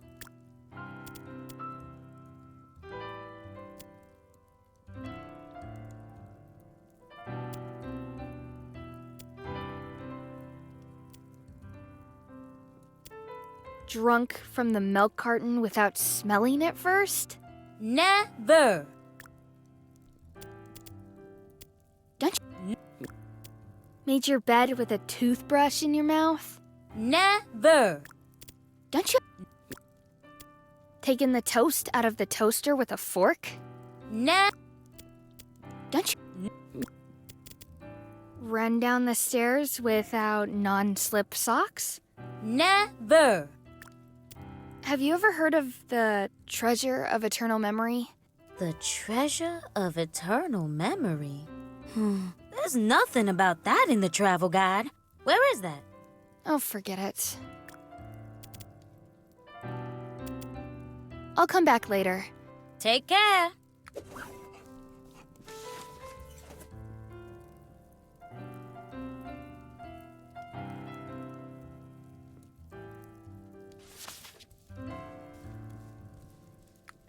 It's a huge statue of a hand holding a Kraken Fodder card.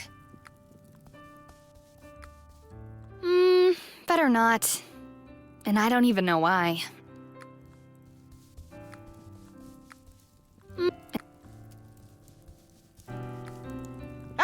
Hey, stop! The exhibition is reserved for hotel guests only! Okay.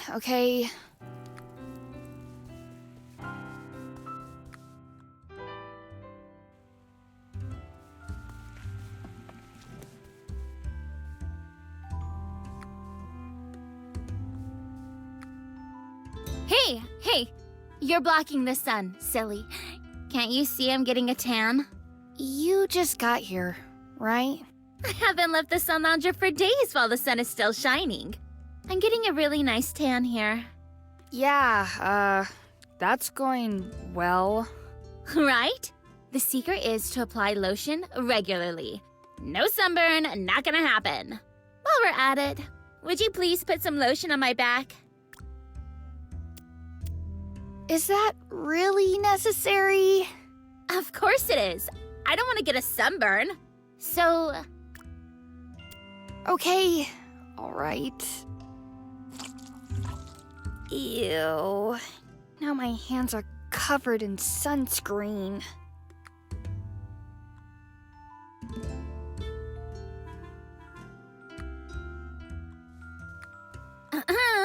Hands off.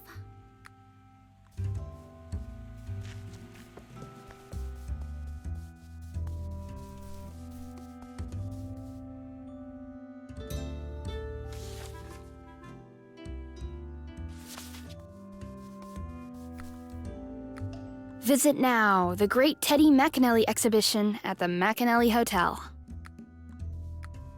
A barrel full to the brim with pitch black ink. I better not drop anything important in there.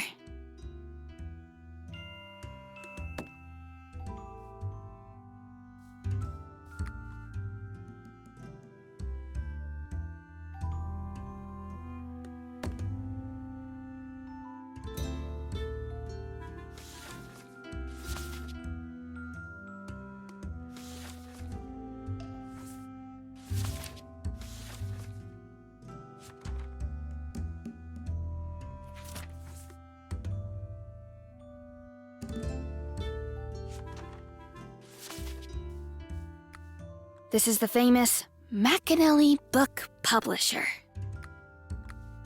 This is...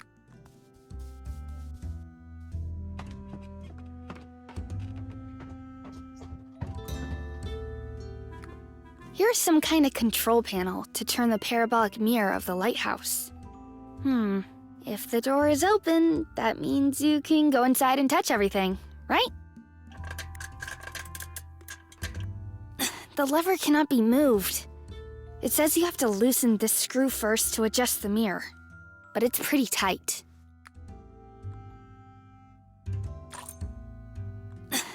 It says you have to, but it's pretty tight. That should help loosen the screw. Perfect! But I still can't loosen the screw with my bare hands. A pair of pliers would help.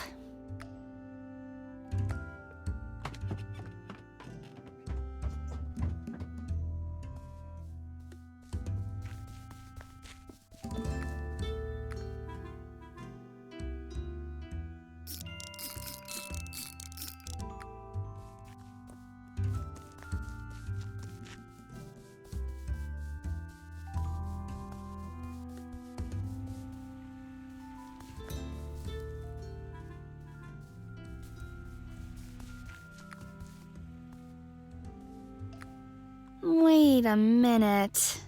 Point and click adventures are dead? It says, when life gives you lemons. Here lies the famous lemonade maker and incorrigible optimist, Benny Bad Breath, killed by a falling lemon tree. Hey, there is even a small lemon tree growing out of the grave.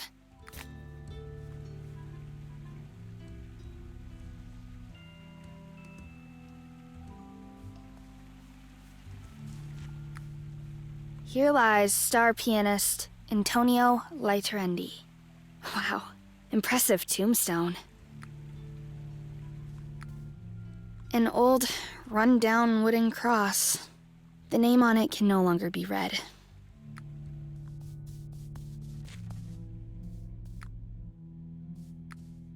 This is the grave of Booze Britta, buried with what she loved most. That must be the nautical fog Avery was talking about. We need this will-o'-the-wisp as to not lose our bearings in there.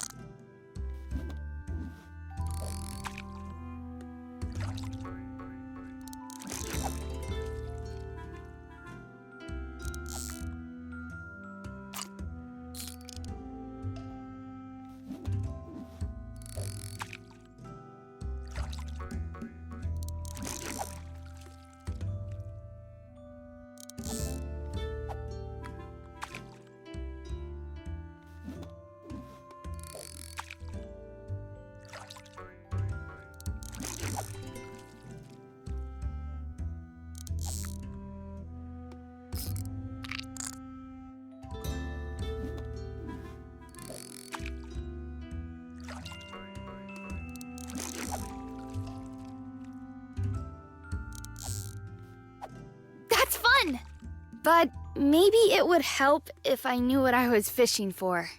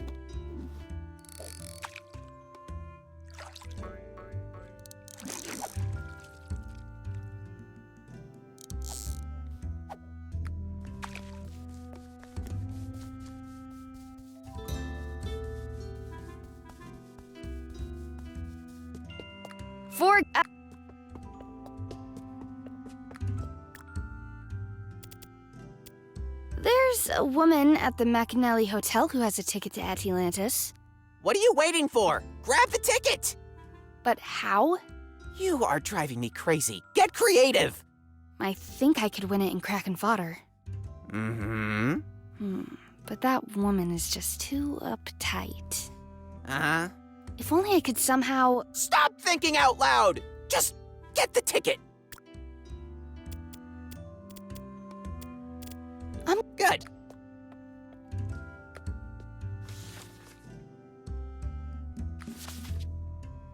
Hello. You look like you could use a drink.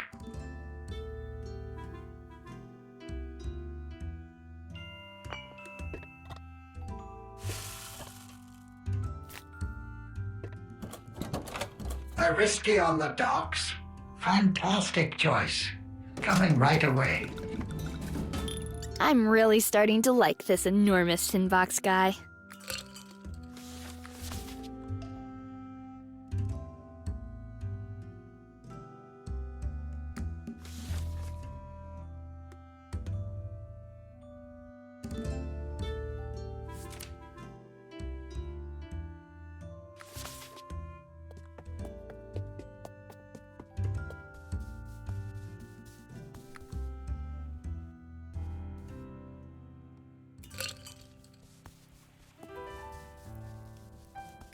Have you ever tried the brand new McAnally cocktail?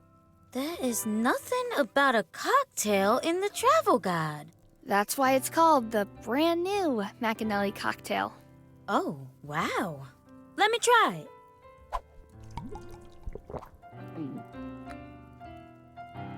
Well, do you fancy a game now? That sounds exciting. What's at stake? These wonderful fishing baits? I already have them. Everyone here gets them when they arrive at McAnally Palms. This unique stamp. I don't collect stamps anymore. Way too boring. I'm thinking of something else. I'll be back soon. I'll be here. Can't wait.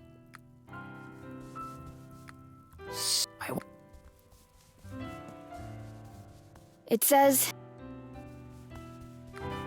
Hey, Sam. Play it again. Keep your mouth shut. Hey. Keep your...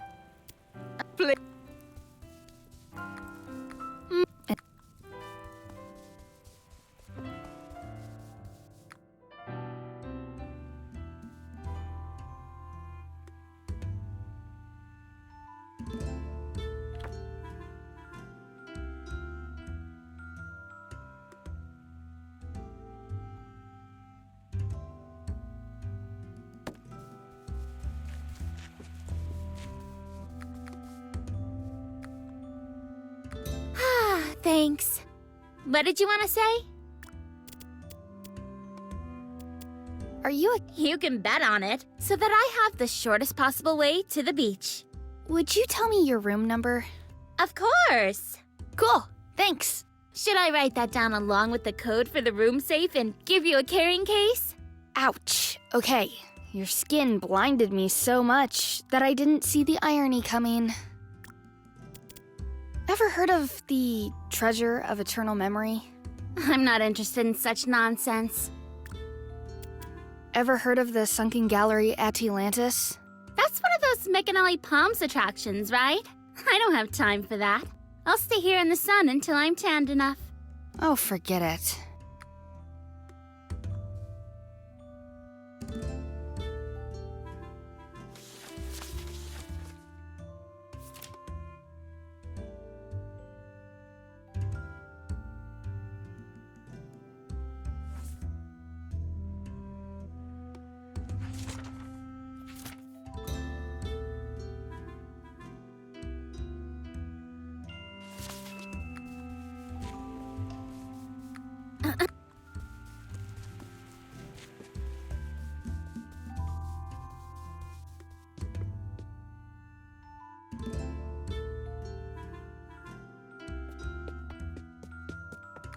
Tough day.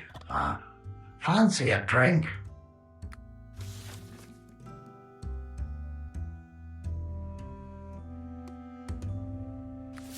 Nice to see you. How about a drink?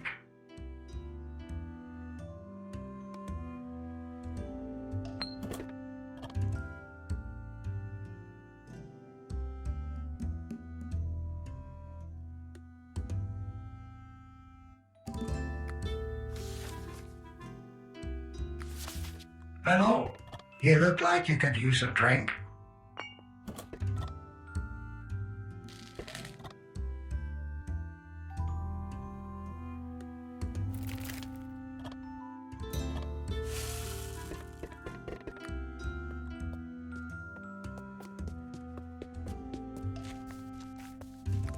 The signery. Hey.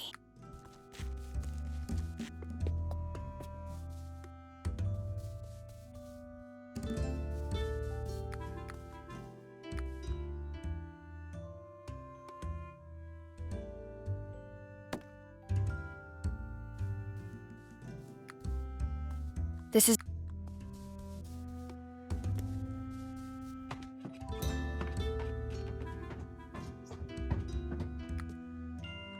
It says you have... But it's...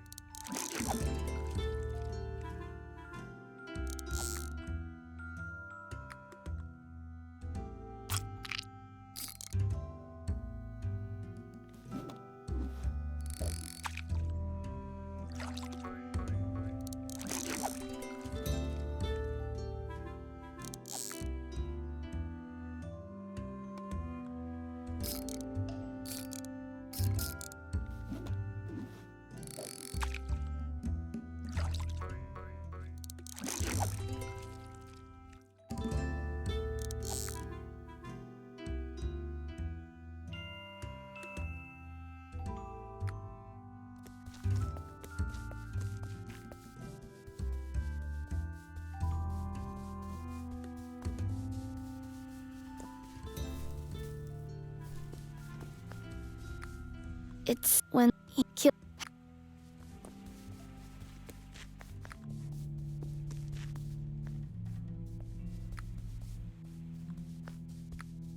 This bear...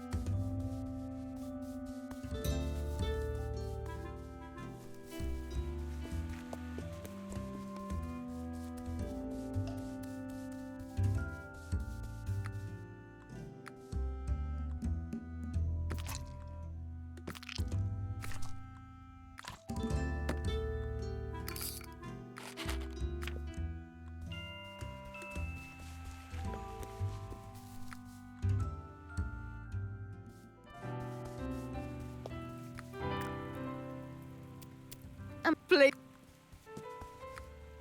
It said warn. Hey, Keep your... well, What's a. I'll be.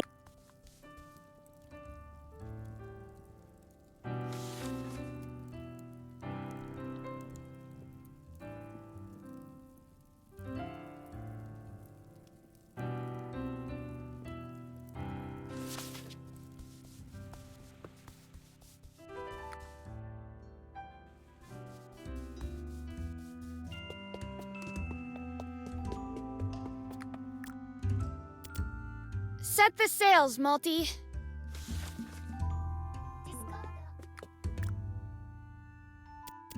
Set the sails, Multi.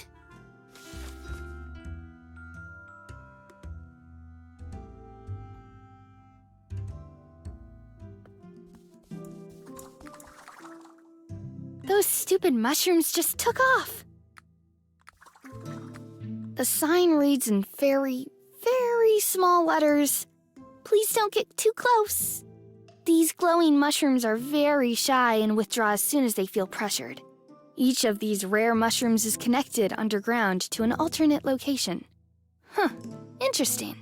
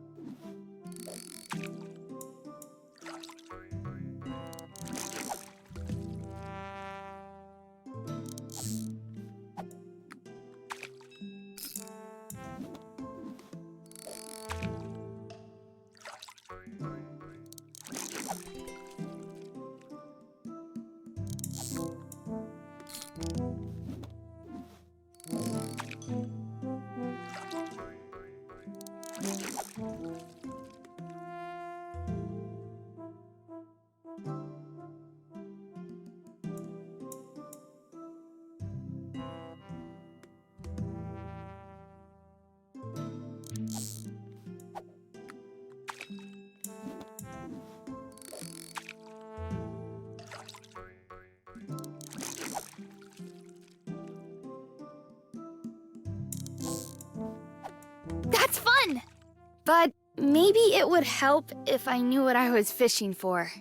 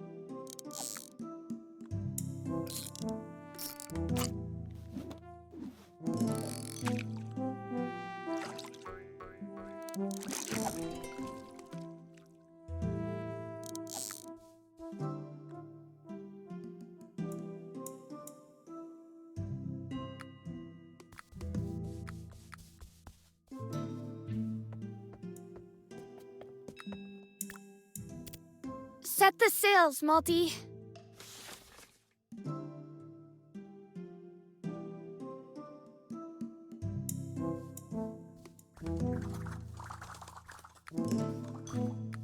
the sign. Please don't get these. Those stupid. Those.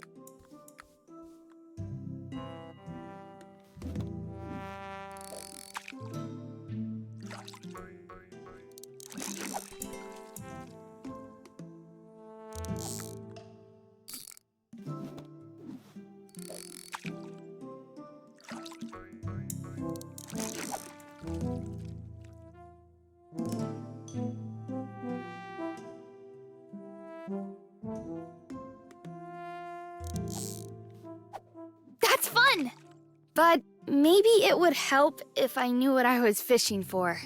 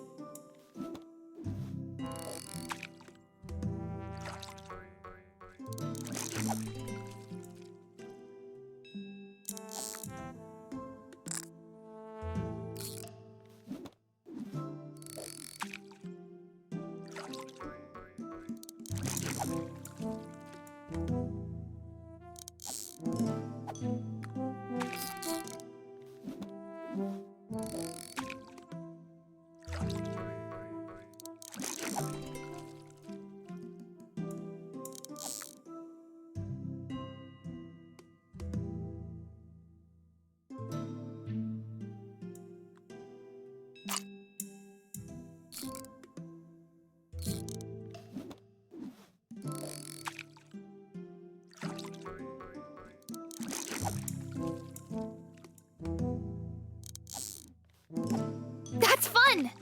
But maybe it would help if I knew what I was fishing for.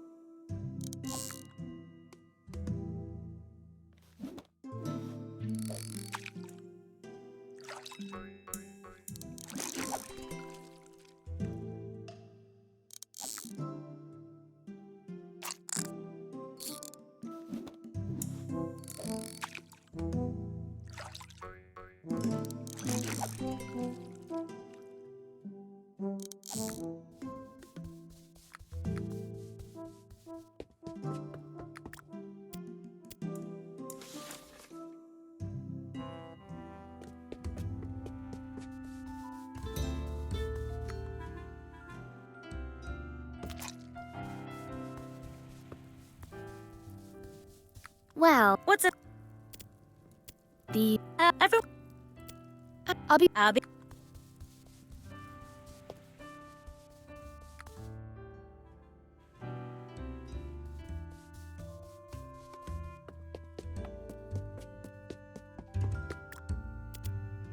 Set the sails, Malty.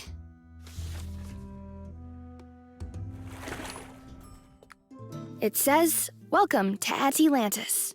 Please validate your ticket here." Bummer. I need a ticket. Set.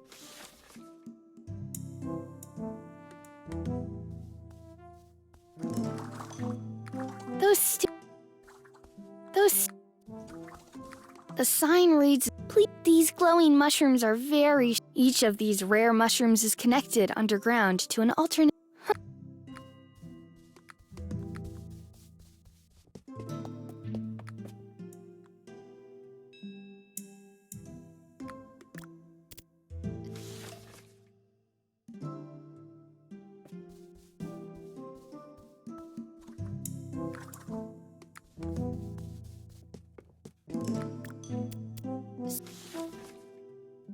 Maybe I misunderstood, but I think before we...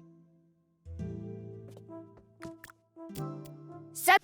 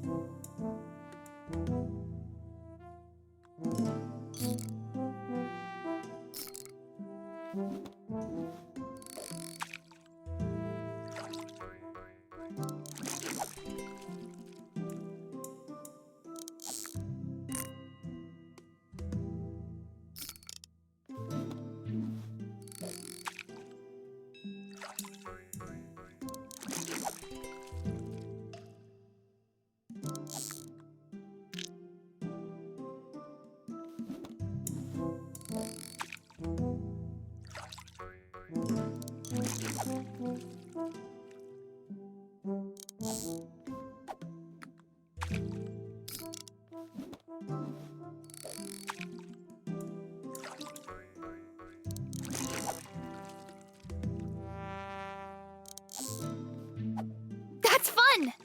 But maybe it would help if I knew what I was fishing for.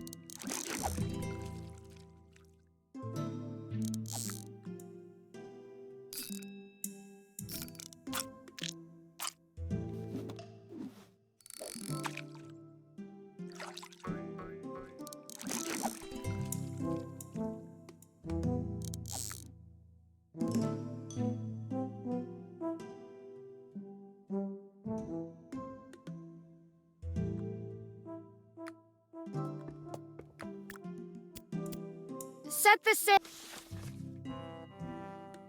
Strange. This place wasn't even on the map.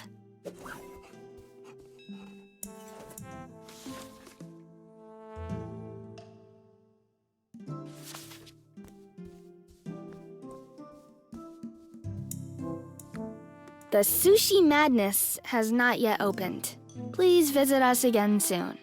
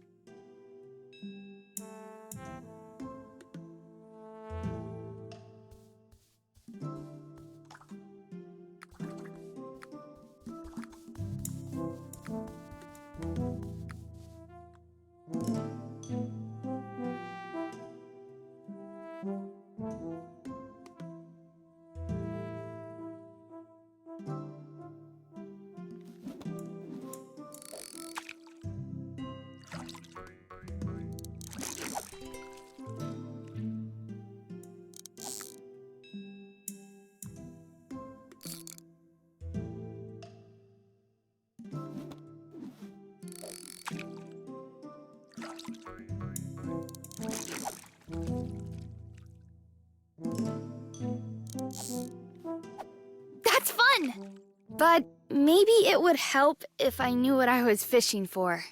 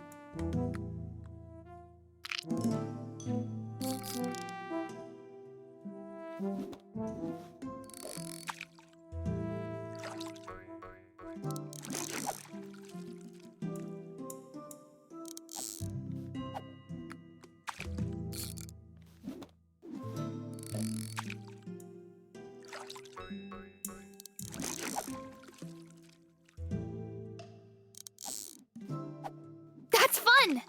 But maybe it would help if I knew what I was fishing for.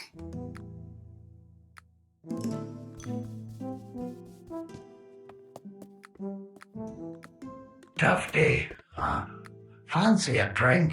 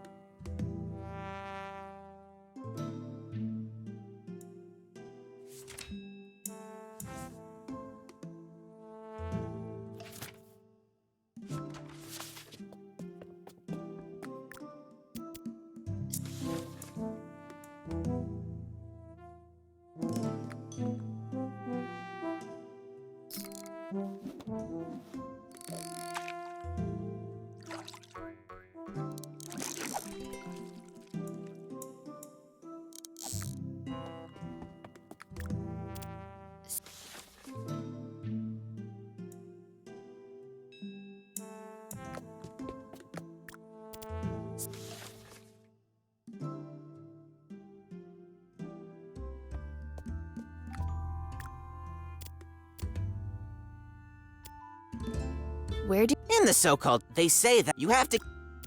Just to make... We find and become the treasure, but... Correct! Good.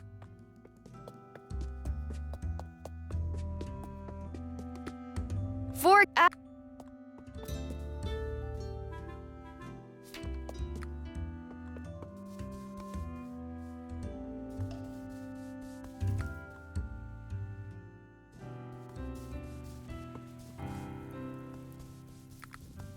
A beautiful fire is reminds me of my dad. That was so mean.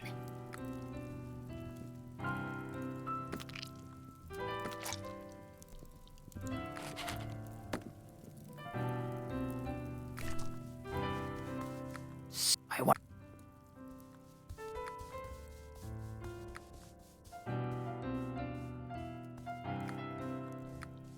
This is a large glass container that is filled with corks. I guess it's for decorative reasons. I don't think anyone would notice if I grab a few.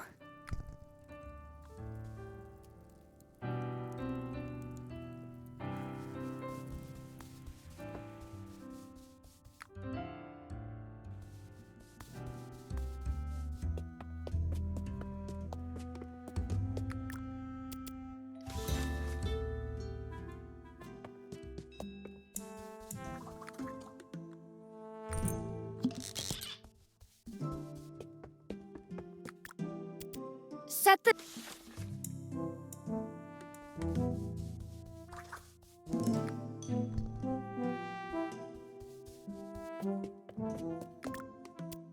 Set...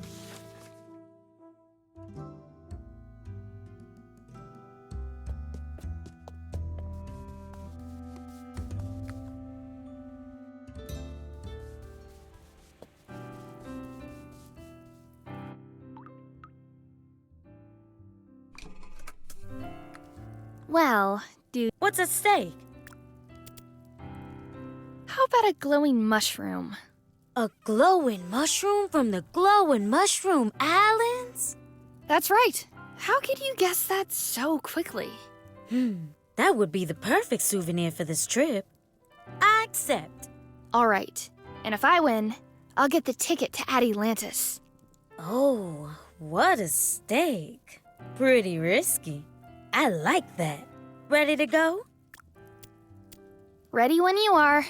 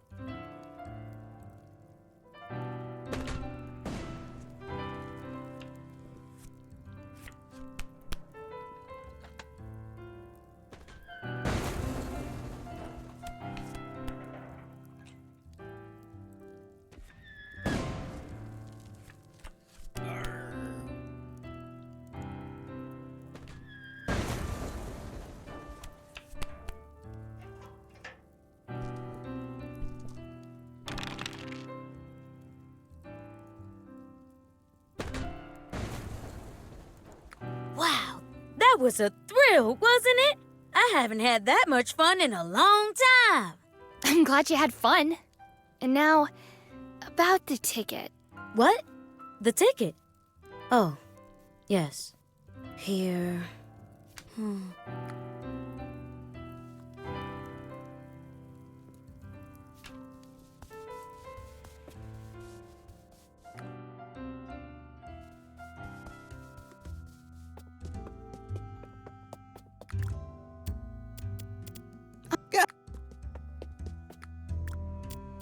Set the sail.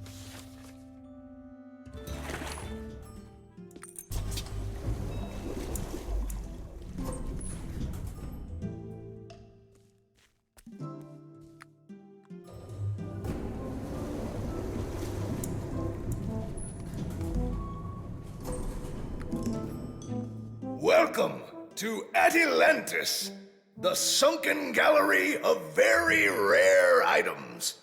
Never in your life have you seen such a compilation of rarities in one room. Take another deep breath, because this will be breathtaking. And here we go!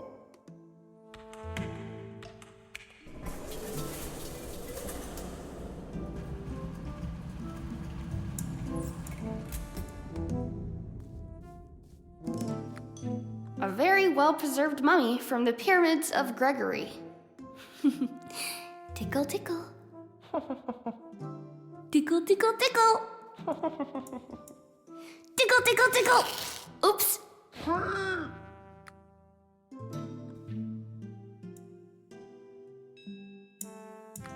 Left Ear by artist Bjelvik Strengfist Fjablonsson, better known by his pseudonym Ed. There is another similar artwork in another museum. Let me guess. Right ear? Oh, you are familiar with Fjablonsson's works. I am impressed. The sign says, the Royal Flush V8. Number 1 for number 2. This boat toilet is crafted by hand. There are only 8 of them in the world. Teddy McAnally's original Kraken Fodder set. What a gem, right? What kind of bag is this? Oh, I'm especially proud of that.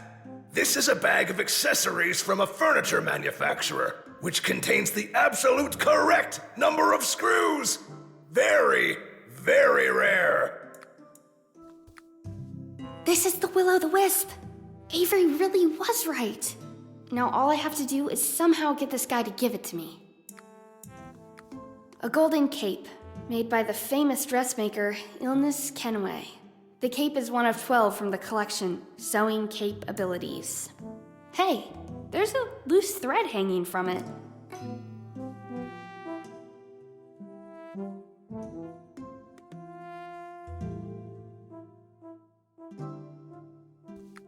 Original ukulele from the legendary metal band Naknishmors.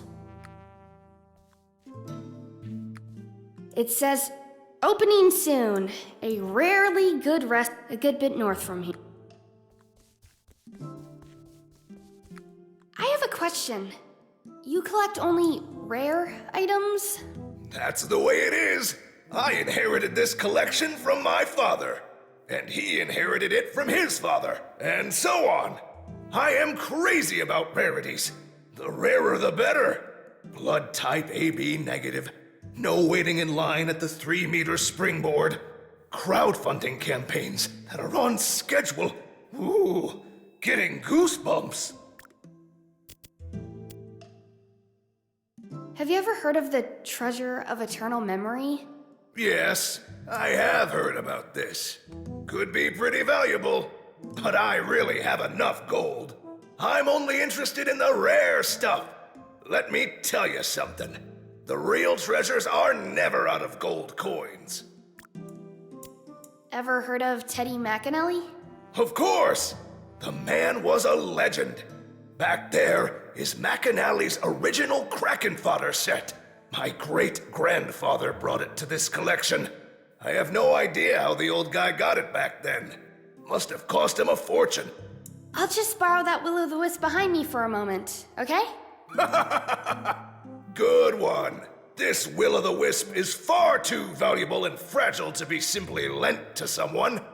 There are only 7 of them, worldwide. Okay, I see. Then how about for just a very, very short time?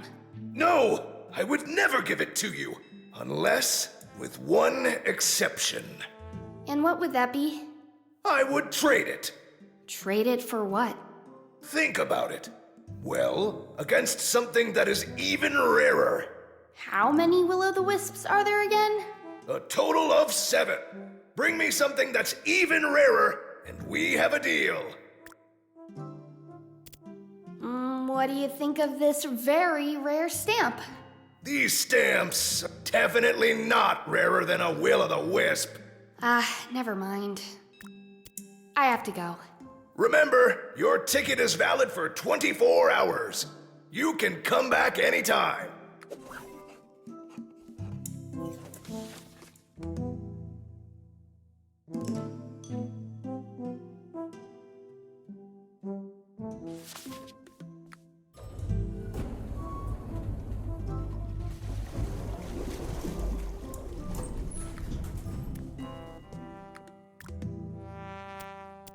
I found the will-o'-the-wisp!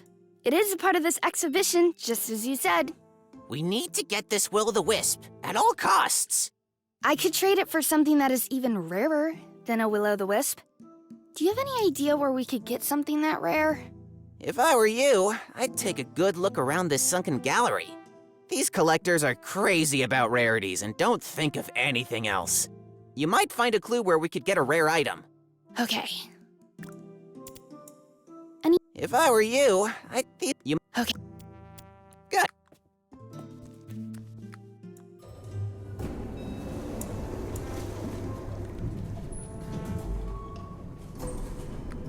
Welcome. You can take another and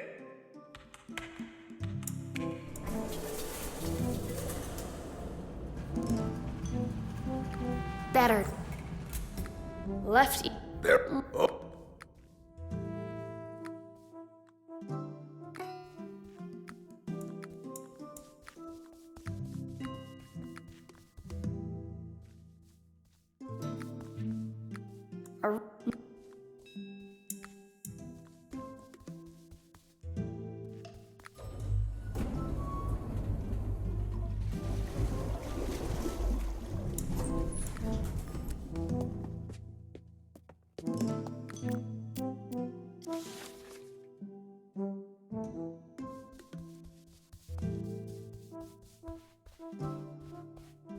Please excuse me. The restaurant is not yet open. Do you run this sushi place? I don't run the sushi madness. The sushi madness runs me. Does the wasabi have its own chair here at the board meeting, or was that meant metaphorically? Okay, metaphorically. Got it. You are still young, girl. You will understand it someday. The restaurant looks great. What's missing for the opening? The gold-toothed piranha! A fish? You mean everything is ready, and there's only one fish missing? Not just any fish. The gold-toothed piranha is the perfect fish for the opening of the sushi madness. Why does it have to be this particular fish? A few years ago, when I found the perfect bamboo mat for the restaurant, I fell into an emotional hole. I doubted myself. I doubted the restaurant. I even doubted the bamboo mat. I just sat there without making a single move. I ate nothing. I drank nothing. I did not speak a word. But after 8 days and 8 nights, do you know who broke the silence and spoke to me? Metaphorically? The bamboo mat! Yeah, I was expecting something like that. And suddenly, everything was clear to me. I knew what sheets of nori the sushi madness demands. What rice and what fish there should be at the opening. The tooth gap piranha. Gold-tooth piranha! Gold-tooth piranha. Exactly. I am looking for something very rare. Oh, yeah? Like what? Like something very, very rare. No matter what, it just has to be really, really rare. How rare? Like a maximum of 6 pieces worldwide kind of rare. Oh, really? That's interesting. I know who you could get something rare like that from. Really? From who? I would like to make a suggestion to you. Bring me the gold-tooth piranha, and I'll help you out. Oh, no. You give me something, I give you something. Give and take. It's all connected. In the end, the big picture forms a circle. Like sushi. You will see. But be careful. The gold-tooth piranha is a voracious fellow. What was it? You get and I... Right. Ever heard of the... I'm not interested in such things. My life is all about the sushi madness. I met someone today who would have given anything for a mustache like that. Yeah, it looks great, doesn't it? But cycling is hell. It's give and take, isn't it? I'll go fishing for this fish then, I think. Good luck! The bucket is full of lobster claws. Ugh, disgusting. But Andy, I'll take one with me. This is the children's table at the Sushi Madness, with little sushi coloring books and... Wow, that's a lot of color pencils. You don't need that many colors to paint sushi.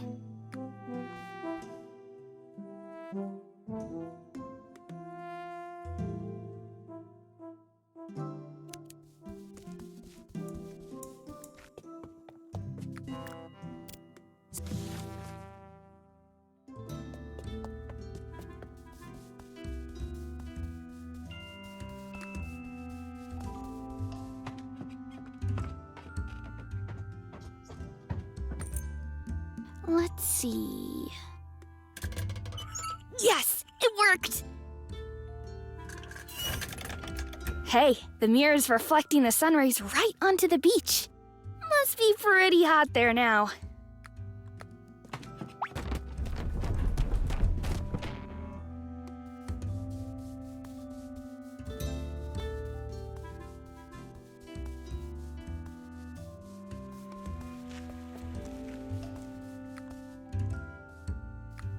Hey, I don't want to worry you, but...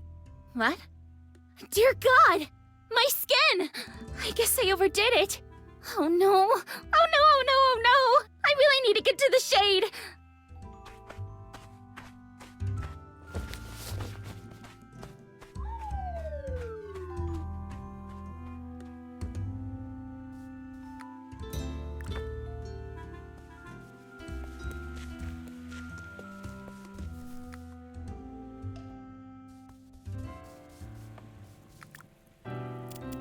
So, why am I... The and and...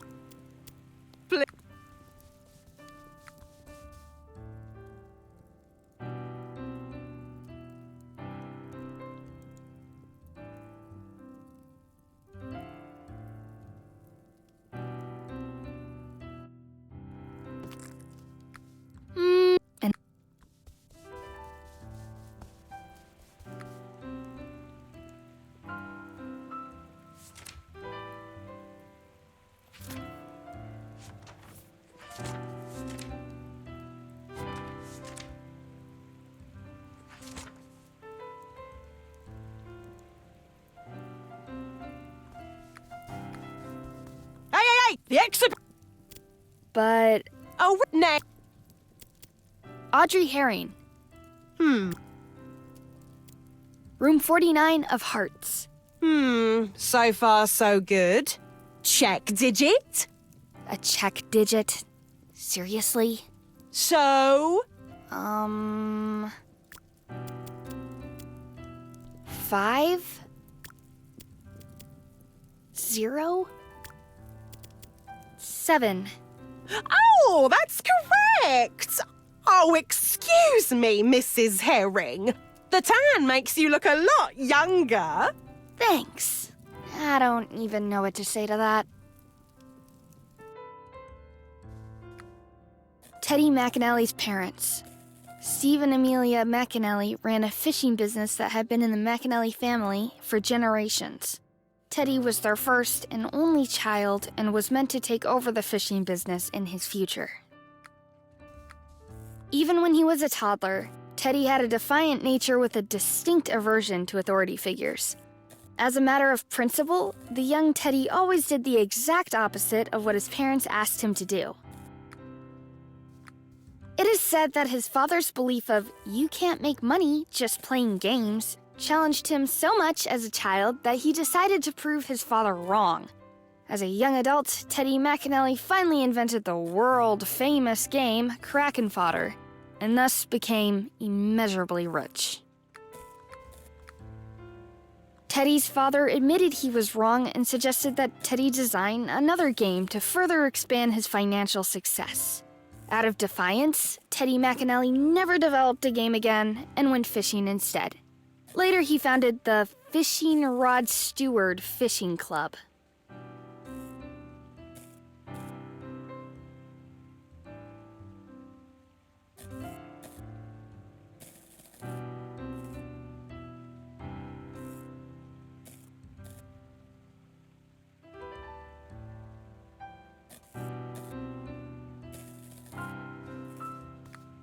A huge basin with two rather aggressive electric eels. It is constantly supplied with fresh water by the river that flows through the hotel.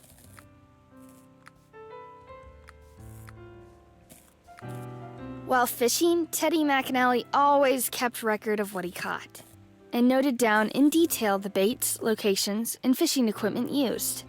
There are a lot of arrows, numbers, and fish on that chart. Hey, that one has golden teeth! That must be the fish this sushi man needs. The chart would be useful for catching that stupid fish, but I won't be able to remember it. I have to trace it somehow.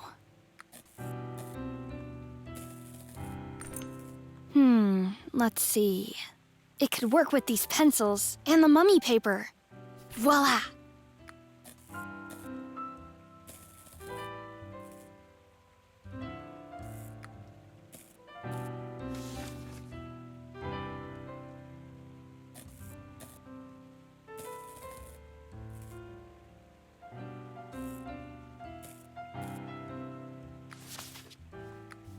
McAnally was also reluctant to adhere to the norm when fishing. Instead of trout or bass, Teddy McAnally was targeting full-grown electric eels while fishing. In his old age, Teddy McAnally fell into a pool of electric eels, which is what ended his fishing career. Replica of Teddy McAnally's Kraken Fodder set. The original is in the sunken gallery of Atilantis. Teddy McAnally died shortly after his electric eel accident and was buried here. Look at his original crypt with the original coffin. Ugh, that air freshener up there has chosen the ultra-hard level of difficulty. It says, Cassandra Stream. Warning, risk...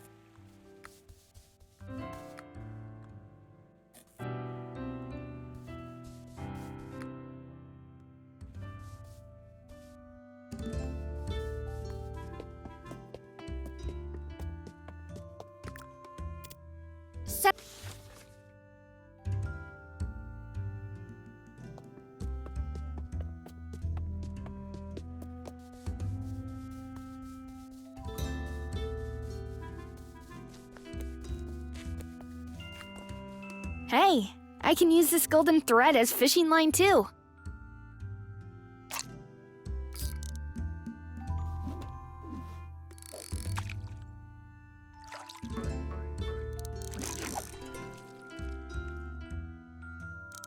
Hey, I did it! This must be that goldfish the sushi man needs.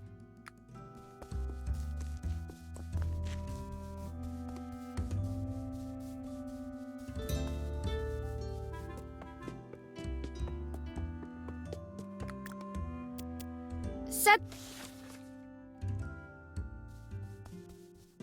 Hey, wait a minute! That stupid gold-toothed piranha ate up half my inventory. Well, I hope it was worth it.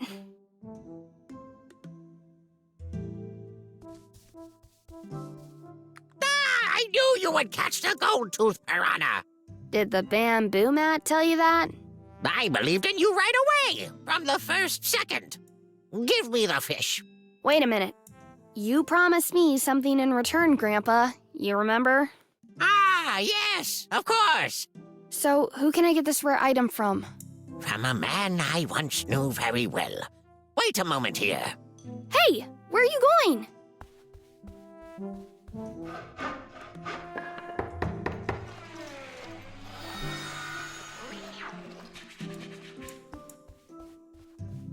Here, take this.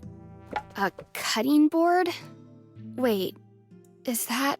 I've only made 5 of these cutting boards in my entire life. You're... This, young lady, is the 6th one. Take it. It's yours. Your cutting board pit? No, I was once. Now I am Sushi Madness Pit. But I don't understand. You are famous for your cutting boards. You could make a fortune doing it. Famous? So what? That's not what life is about, little one. My heart beats for sushi. This is my dream. But... As I said, at some point, you will definitely understand. The path that promises the greatest success is the path where everyone bumps into each other. There are so many beautiful, small paths in life. And mine leads to the Sushi Madness.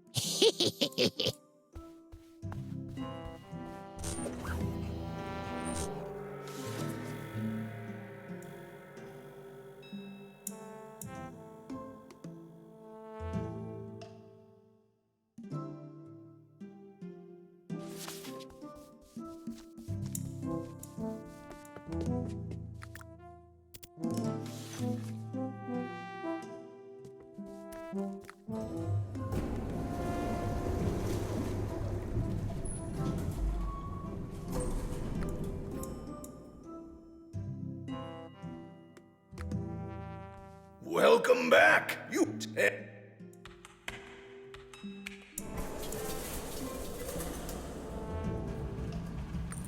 I think I have something here to trade the Will-o'-the-Wisp for. What do you think of this cutting board? A cutting board? Are you trying to insult me? It's a cutting board from Cutting Board Pit. Impossible! I know all 5 owners of these boards personally. I've been trying to get one for years. This is the 6th cutting board. Baloney! There are only 5. Look at it. But there are only 5. There are only... This engraving. It can't... The texture, the shape of the handle, the way the light breaks against the juice rim. It takes my breath away. Where did you get that? Cutting Board Pit made it personally for me. Impossible! And now I'll trade it for the Will-o'-the-Wisp. Okay! Ha! Take the Will-o'-the-Wisp! It's yours!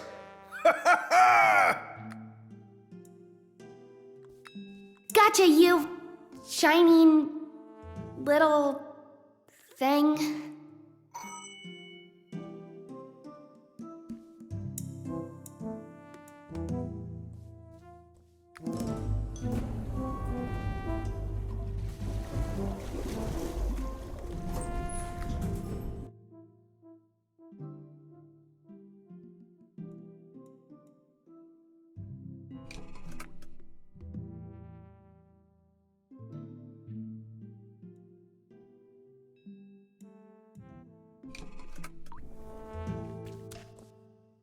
Guys, I got it! I got the Will-o'-the-Wisp! For real? Then let's not waste any more time. Let's get that treasure! Malty, set the sails to Bamboo Island. Cleo positioned the will-o'-the-wisp so that it was clearly visible on the bow of the Attempt 38. And with the sunset, our adventurous crew disappeared into the nautical fog. But what Cleo didn't know was that someone had been watching her the whole time.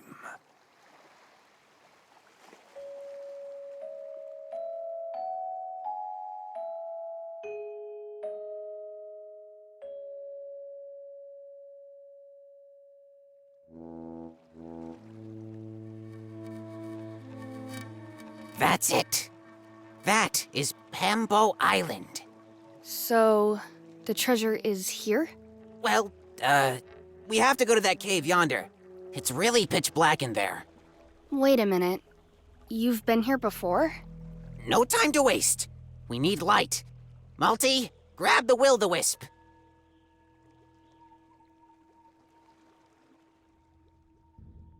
Is that the treasure? A leather bag? What? Yes! I mean, no, not quite.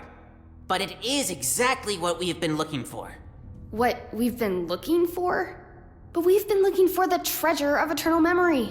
Yes, right. And you said it was right here. So where is it? Don't be so impatient now. What's in the bag? That's... it's complicated. We need to get this to Meganilly Palms right away! What? Why? What's in there? Oh, you don't understand anything about that. Trust me. With all the great treasures I've already found... But what's in the bag? No! Cleo, wait! Books? There's only a few books in here. Cleo, please! Logbook of the fearless adventurer Captain Avery Alwick? Logbook number 5. Today I killed the last Cyclops crab. I can't even count how many there were in total. Maybe a dozen or more. Be careful with that, please. Logbook number 2. I was followed by the black giant iguana for weeks. If I had not paid attention for even a moment, I would have been dead on the spot. What is this? It's mine. Give it back. Let go!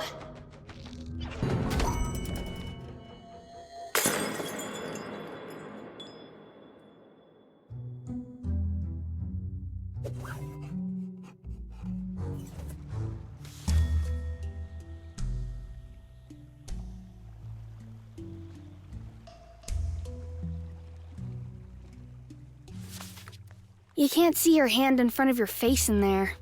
I can't go in there like that. What do we do now?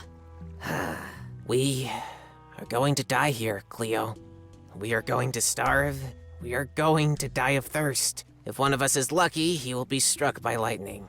And then that's it. That's it? Aye, it's over. But you fought undead skeletons. Cleo. You survived a Cyclops crab and a giant black iguana. Listen to me. And now you're just giving up? Just like that? No, there must be a way. So tell me, what do we do now? Cleo, these are all just stories. What? What do you mean? Made up stories, don't you understand? No Cyclops crabs, no giant iguana. It's all just make-believe. Only once in my life have I been in mortal danger and on my own. And that was right here, on this island. And guess what? I didn't survive.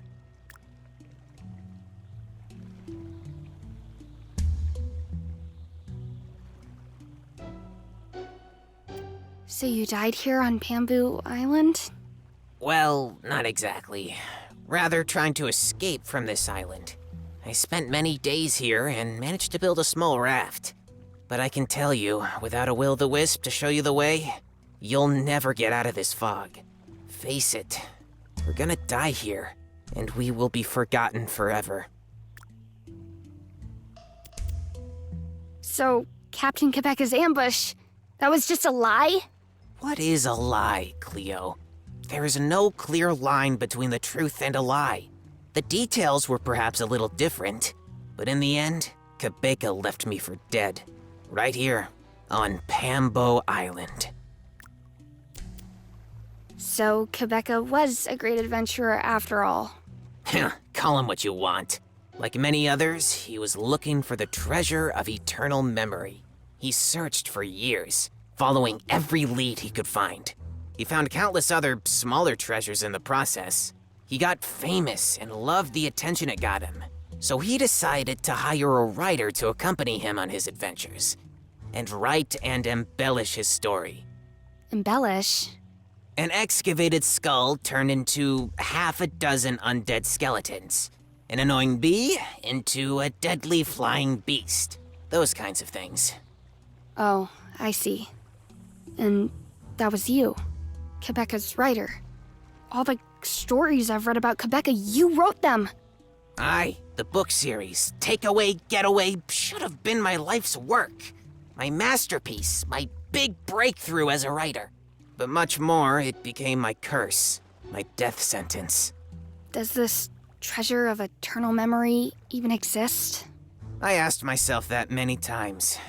But it can't just be a myth. There must be something to it. But it wasn't the treasure that was buried here, that's for sure. Tell me the whole story. Why did Quebeca leave you behind? I've been by Quebeca's side in his treasure hunt for years. The pay was bad. For years I had to watch that bugger dig up chests of gold with my help and keep everything to himself. And every day, I had to write down how brave, bold, and heroic he was. I couldn't wait for him to finally find this one treasure, so that he could finally achieve the big goal, and that I could end my book series with a worthy finale. Then Quebeca found something interesting. Teddy McAnally had been on Pambo Island shortly before his death. McAnally had gotten himself a will-o'-the-wisp and sailed into the nautical fog with a shipload of gold. It just had to be it. Quebeca found a will-o'-the-wisp on Fluffkey Island, and we sailed to Pambo Island. And indeed, we found a huge treasure here, countless chests of gold. But it is said that when you have found the treasure of eternal memory, a feeling of infinite happiness would overcome you. A feeling of endless contentment, of redemption. But nothing like that happened. Just chests full of gold coins, as always. Quebeca was furious. He ordered me to haul the giant treasure chests aboard his ship and left me alone in the cave.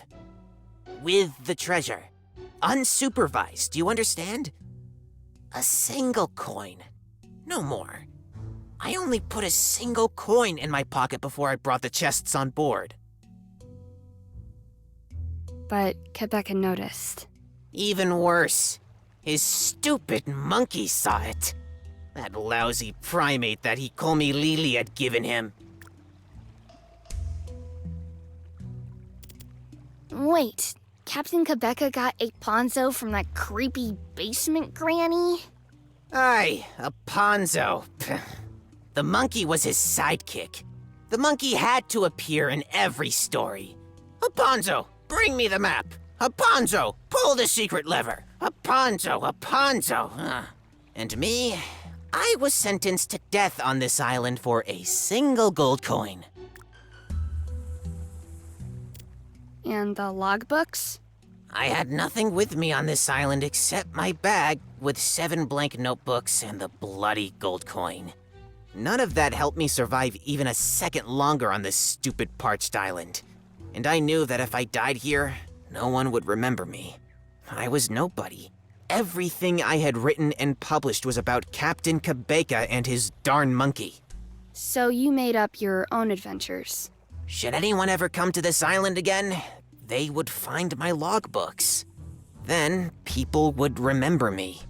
You just wanted to come here to get the logbooks? To bring them to McAnally Palms and publish them. That's all I wanted. But now I'm stuck on this island.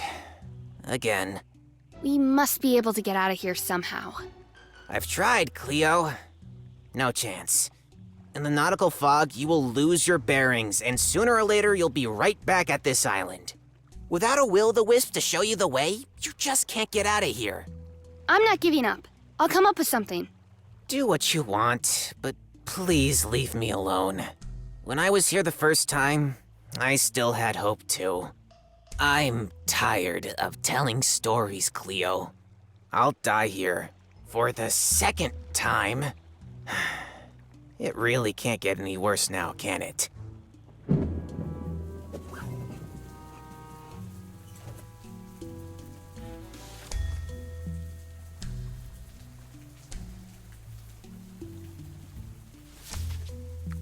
Just...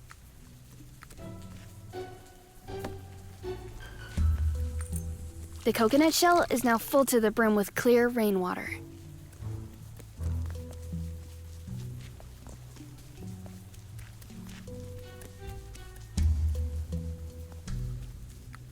Darn! He's too quick. I can't get a hold of him.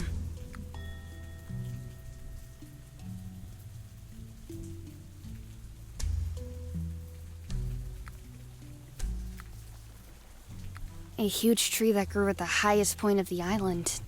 Looks spooky.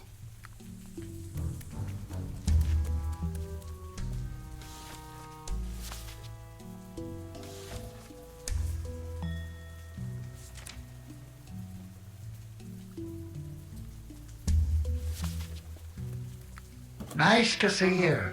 How about a drink?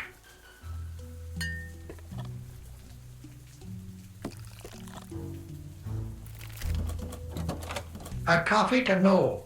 Fantastic choice. Coming right away. At least you can rely on the cocktail machine. Nice to see you. How about a drink?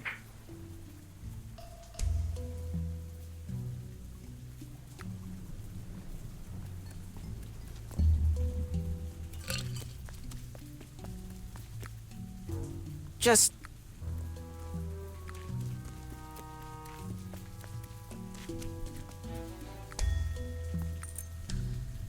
All right then. Show me what you got. Coffee to know.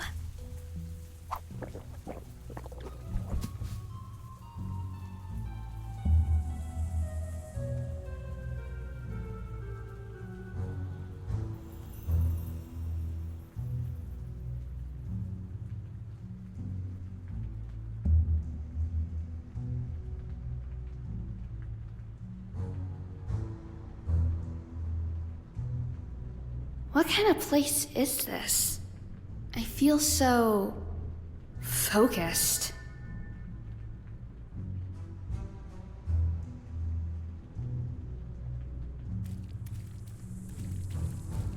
Teddy McAnally.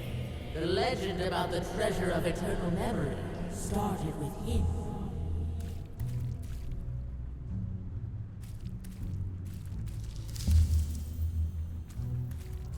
Teddy McAnally. The legend about the treasure of eternal memory started with him.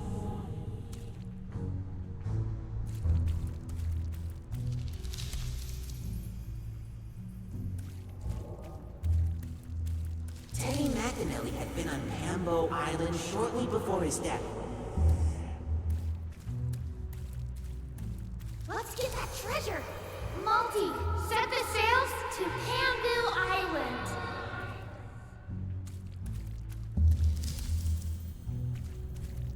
Let's get that treasure! Multi, set the sails to Pambu Island!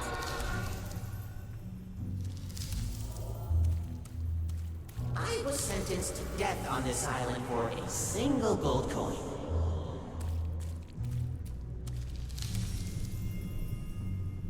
Darn, I can't get any further here. Feels like something is missing.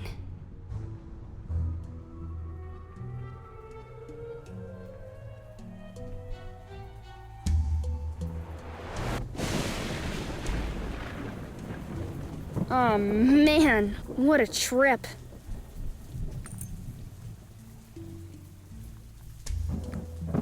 The lightning struck directly into this tree. Well, that was really close. Darn, he's...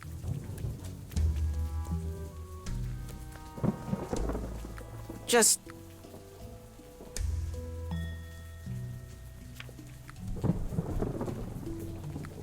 can't.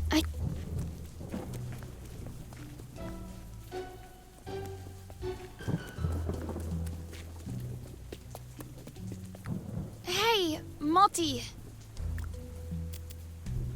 Can you navigate us out of this fog? Out? Out of the nautical fog? No chance.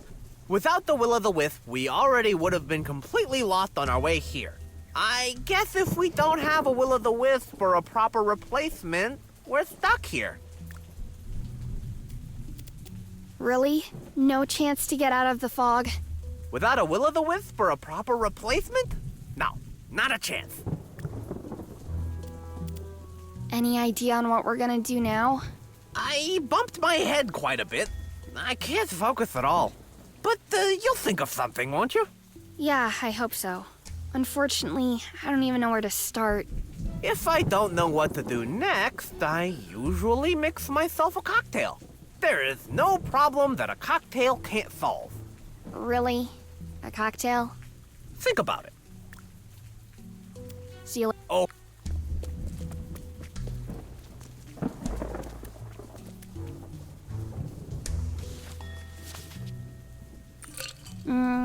I think so.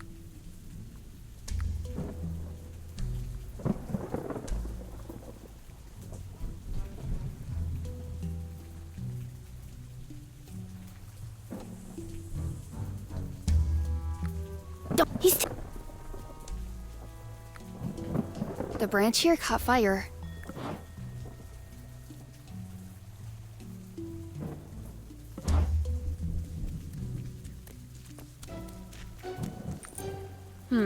With the torch, it should work. Let's see.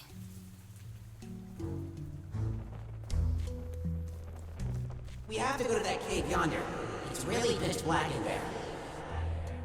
Strange. I can still hear those voices in my head. Must be the side effects mentioned in Multi's cocktail book. Hey, wait a minute. There's something under this shovel. A gold coin with a strange imprint. Must be left over from the treasure. I'm sure I've seen this imprint on a coin somewhere before.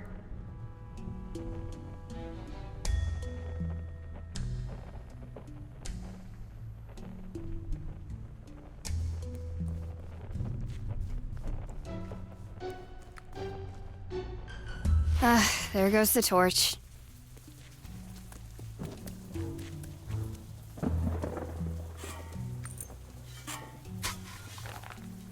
Gotcha!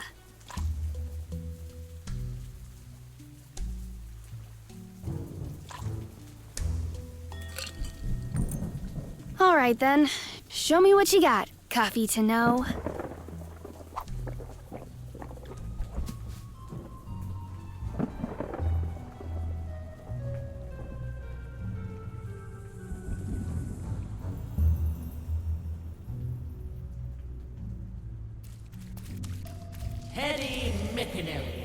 The legend about the treasure of eternal memory started with him. Teddy McAnally had been on Pambo Island shortly before his death. Let's get that treasure! Multi, set the sails to Pambu Island! I was sentenced to death on this island for a single gold coin. I'm sure I've seen this imprint on a coin somewhere before.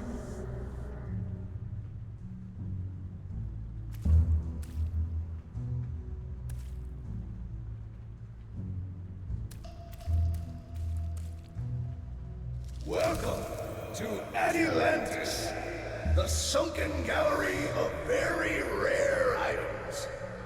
That's it! The gold coins that Teddy McAnally buried here before he died are from Atilantis. But how is it all connected?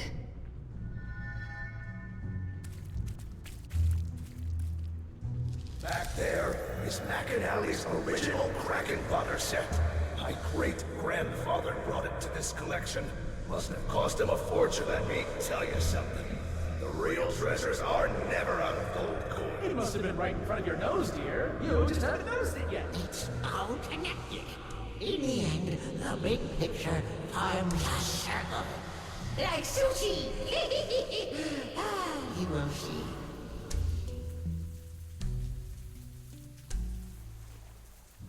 for all the gold that Macanelli buried here, he sold his Kraken Fodder set to Atilantis.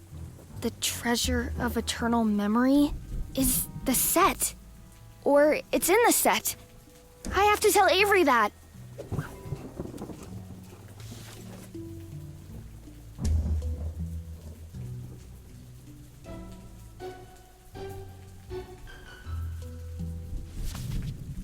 Hey, wait a minute! The earthworm has nibbled on the glowing mushrooms in my inventory.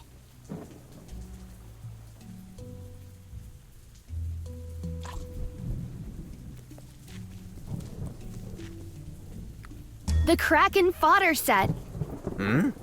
The treasure of eternal memory must have something to do with Teddy Macanelli, right?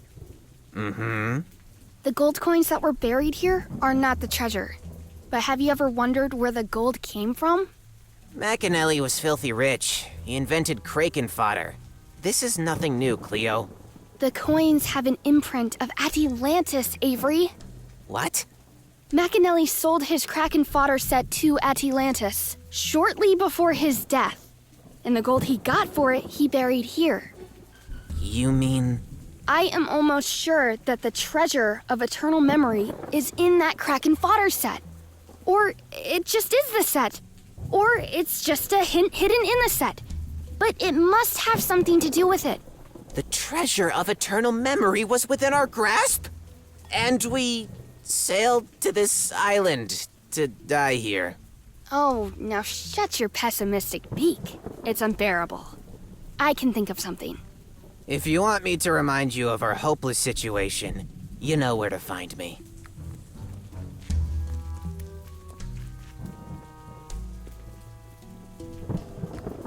This guy...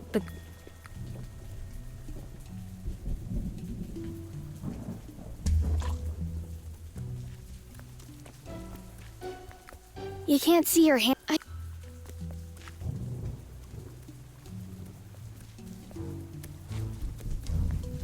Hey, there's a shoal of fish gathering. Looks like the fish are about to leave at any moment. A huge shoal of fish swims directly into Panamu Bay every night. I don't know where they all come from. That could be useful. Good idea. But a single earthworm will probably not be enough.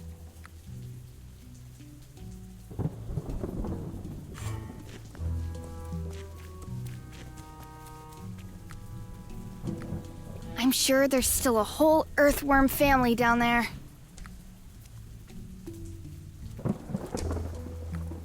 I'm sure...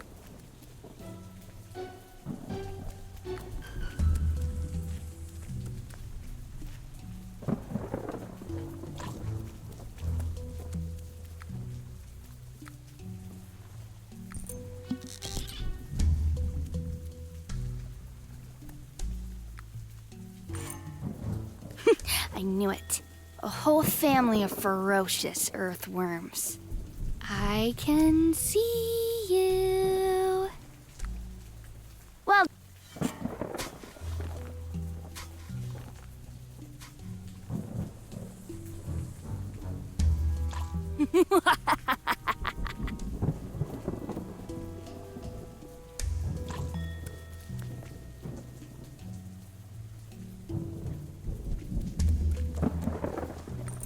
Hey, fishy, fishy, fishy. Yummy, yummy, yummy. Ugh.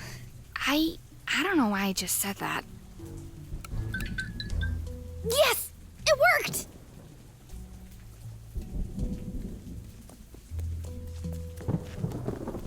Avery! I have the solution to escape from here! What? How? That glowing shoal of fish over there will take us right out of here!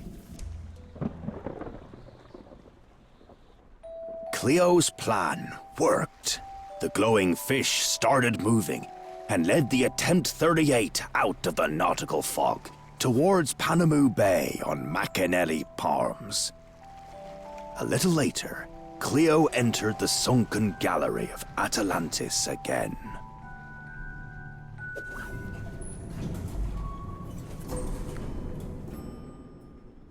Darn. Where is this guy? I have to get the Kraken Fodder set somehow.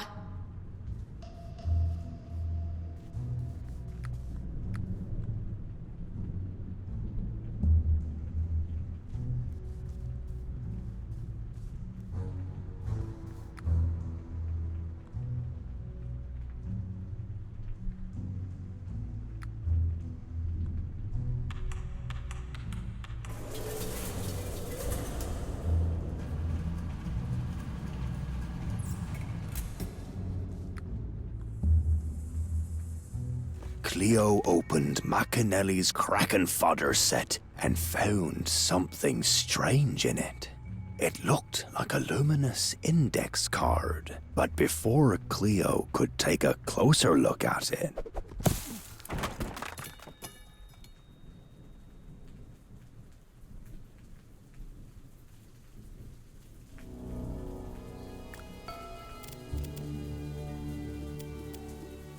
You? Have you been after the treasure yourself the whole time? But how could you know so quickly where— My bowl full of glass eyes. My eyes are everywhere. There was even one in the monkey named Aponzo. And one is in a talking parrot. Now I've forgotten his name again. Avery! A flapping, gabbling spyglass. That's all this bird is to me. You were watching me through Avery the whole time? Through my mirrors, to be precise. Yes, I saw everything. And most of it was pretty pathetic, to be honest. But somehow you actually managed to find the treasure. I've got to give you that one. Avery.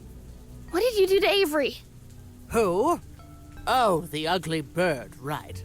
When he saw me, he fluttered away heroically.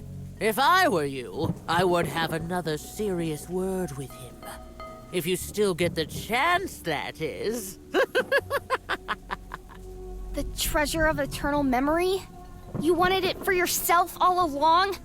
But why? To become famous yourself? To become famous? Famous? Huh. You understand nothing at all, you simple-minded, silly thing. All of you are all about getting famous. As many people as possible should know your names, right? Your great heroic deeds should be remembered for generations. But what deeds, Cleo? What kind of heroic adventure have you already experienced? You scared off a stupid beaver with a jawbreaker.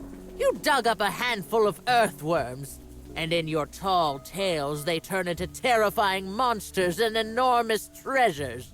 But I survived the Kraken! And you said that would mean that— That you are the chosen one? That only you could find the treasure? Oh dear, I've said that to so many arrogant, self-proclaimed adventurers. And everyone immediately went head over heels in search of the treasure. Your beloved Captain Cabica was one of them, by the way. The Kraken doesn't bring me chosen ones. Don't you get that? He brings me daydreamers who can be easily manipulated. Gullible people who really believe they could be destined for something special. You made me look for the treasure, to then steal it from me and get rid of me? This glowing piece of paper must be worth a lot, huh? Index card, not just a piece of paper. And believe me, it is.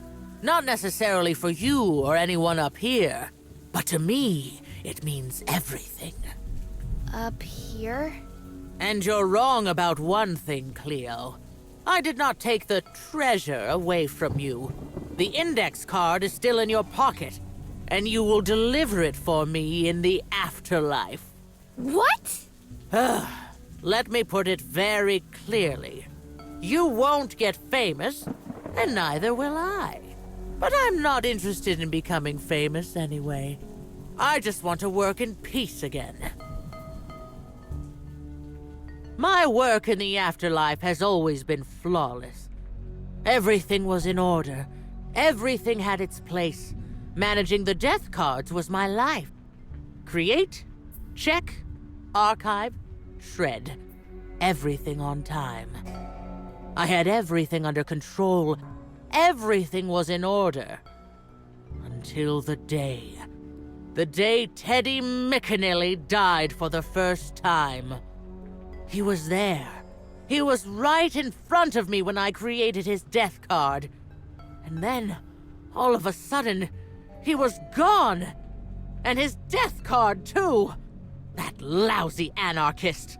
He somehow managed to steal it from the afterlife and thus turn everything upside down. And me, I was banished from the afterlife's administration because of the missing index card. Even worse, I was banished from the afterlife. I swore I'd find Teddy McAnally, and a few months later I found him. Unfortunately, too late. He got away from me again.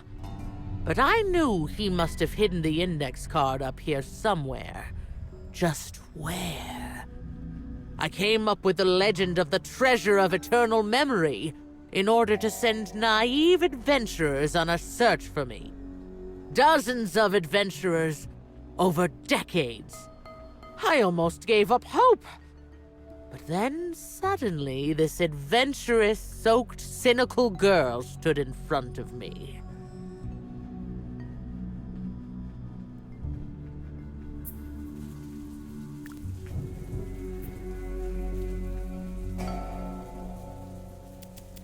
I don't want to go to the afterlife! Oh, you have to, because I can't go back. Not until Teddy's death card is back in the administration. Oh, I miss the afterlife. What is so great about the afterlife? What's so great about being up here? It's so messed up. It's impossible to keep track.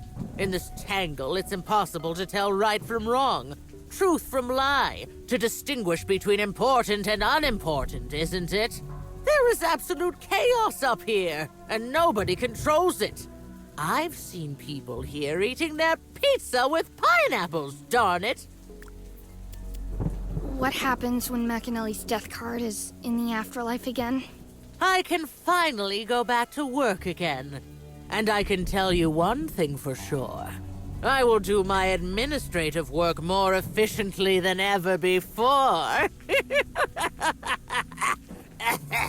Oh, you. What do you want to do, kid? Spit on me with a jawbreaker? Do you want to stun me with your Stearman's alcohol fumes? Throw a glowing earthworm at me? Face it, you are not a threat to me. You are not a chosen adventurer. You're not even worth a side note in a story. So, are you ready for your final adventure? Captain Cleo and a death by drowning. So, take another deep breath, because this will be breathtaking. And here we go!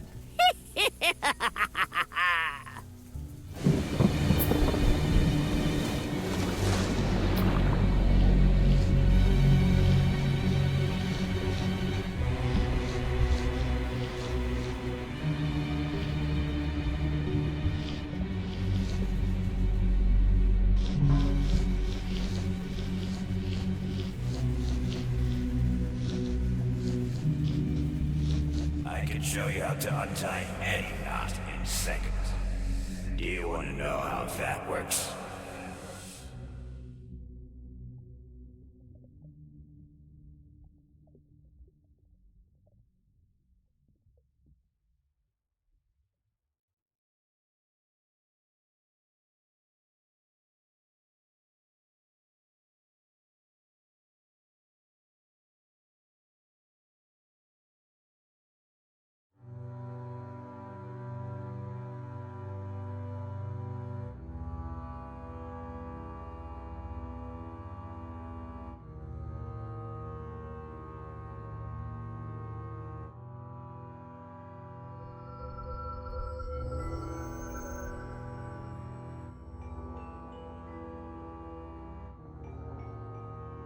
Where am I?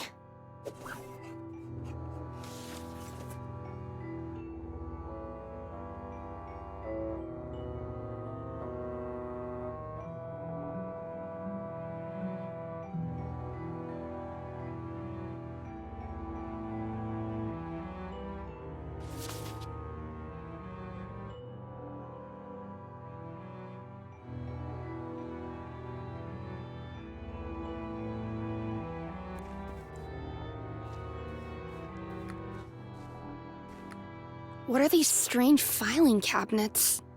And there are these bluish lights everywhere. Scary. What are these?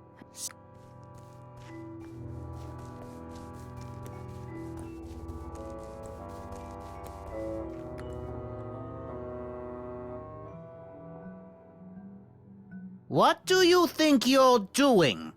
Has anyone called you? No? Then why are you bursting in here? It's not your turn yet. Wait a moment. I still need to get this done. So, where was I?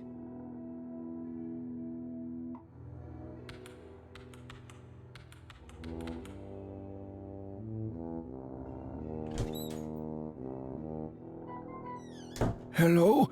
My halo has been activated. I think this must be a mistake. The time has come, Frederick. You know the rules. But my great-grandchildren, have they? Forgotten you? Yes. I'm sorry. I'm really busy, so... But...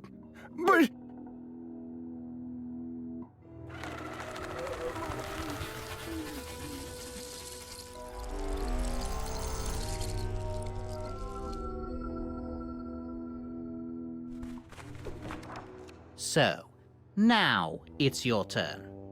Please?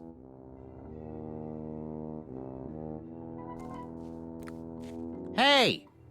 Do you think I have all day? It's your turn.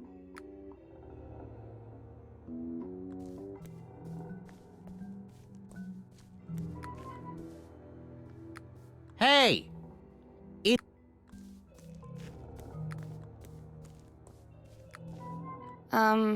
Hi. Welcome to the afterlife. You are now in the afterlife's administration. Before I can allow you to indulge in the joys of your dead as a doornail existence, a few formalities have to be made clear. My name is Archibald, and I am responsible for managing your death card. Managing my death card? This holy mandate gives me the right to dispose of your death card, and, if necessary, to destroy it using a shredder. Please, read the holy mandate carefully but quickly, and please do not damage it in any way. Let me know when you are ready. This holy mandate grants authority to create death cards, and should one of the following two cases occur, to irrevocably destroy it. Case 1. There are no more positive memories of the deceased among the living. Case 2. The deceased attracts negative attention in one way or another. That sounds pretty arbitrary. It is. And as long as I have this holy mandate, it is subject to my arbitrariness. So please, behave. Okay, next point. Take that. You are obliged to always carry this halo with you in order to be available. What happened to that poor man? Oh, he was archived. His time here was up. The afterlife also has its capacity limits, you see. Am I really dead? Oh yes, of course. Otherwise, I wouldn't be responsible for you at all. So, no heaven and hell, huh? Oh, nonsense. There's nothing like that here. And no eternal torment and purgatory and stuff? Oh, yes. That does exist. But only self-proclaimed cyclists who believe they don't have to use the bike path end up there. You don't have to worry about that. So... What do you mean by available? That thing will blink and beep and vibrate when you are being contacted. You know, like in those pseudo-Italian fast food restaurants. Then you have to report to the Afterlife's administration, immediately. Like that poor guy from before? Aha! You are slowly starting to think for yourself. That's good, because I don't have a lot of time. Can I see the Holy Mandate again? Of course.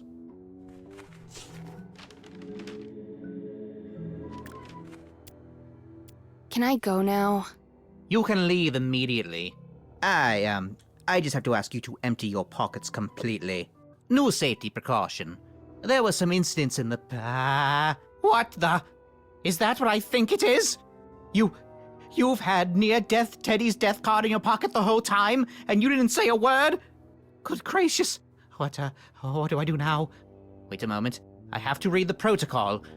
Exception protocol. Exception protocol. Exception protocol. Exception protocol. Exception protocol. The death card is back in the administration. I repeat, Teddy McAnally's death card is back in the administration. You can go now. Now! Please leave the administration now. Poor old man. Get out of here!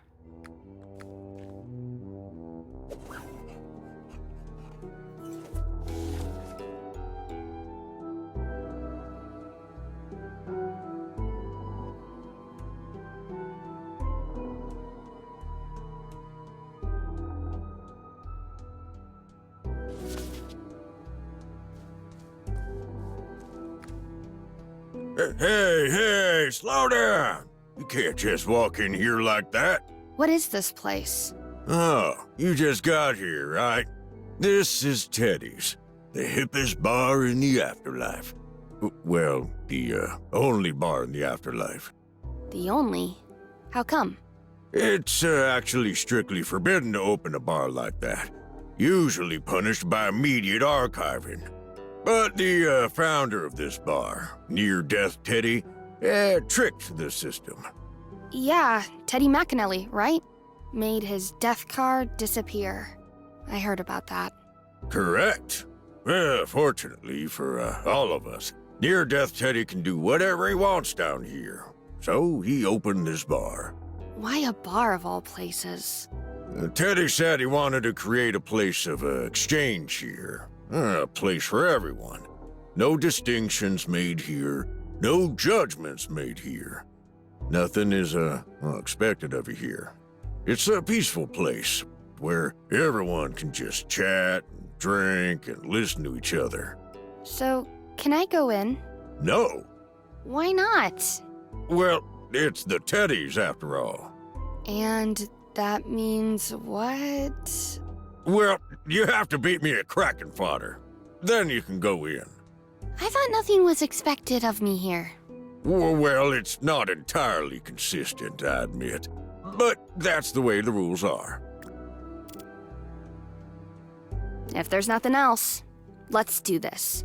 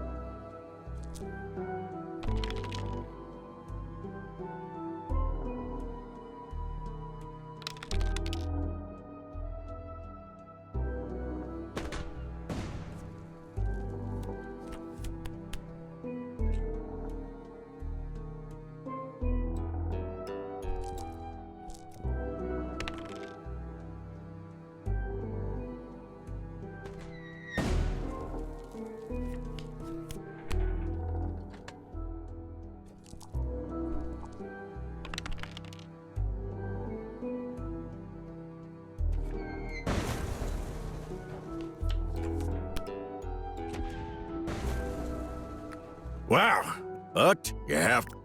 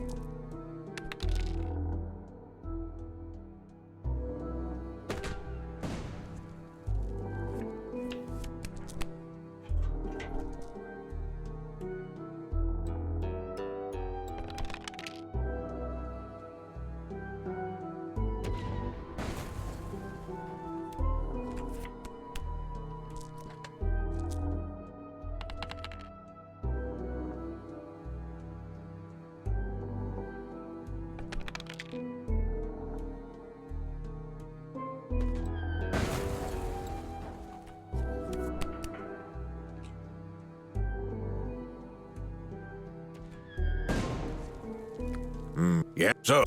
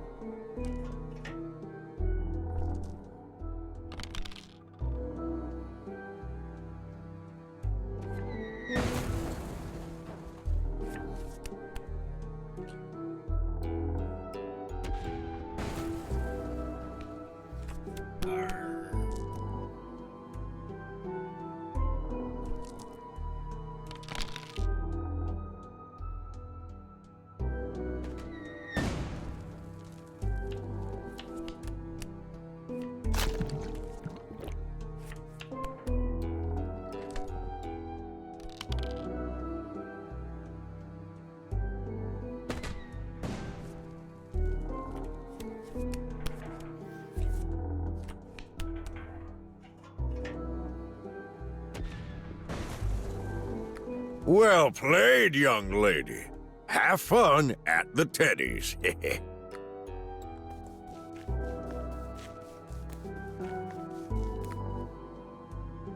So, this is the afterlife.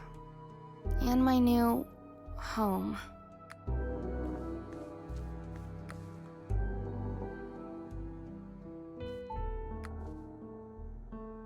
This is Butthhair Pete! Pete! Hey, Pete!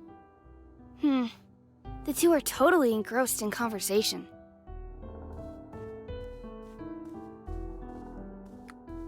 Hey, guys. Ugh, you again. I knew you would bring bad luck to us. Yeah, exactly. Away with you, you plague bird.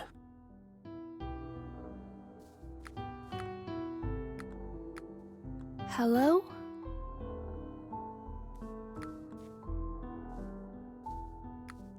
Looks familiar to me for some reason. Frank? Oh, I guess that explains why he didn't finish his drink.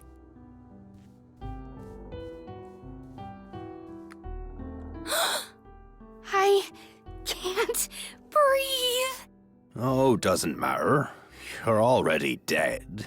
Don't worry. It's you, right? Captain Quebeca? I've read all the books about you. I am really your biggest fan.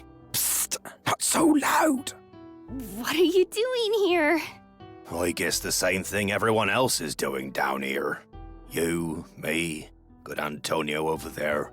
We enjoy the rest of the time we have in the afterlife, right? Until we are forgotten.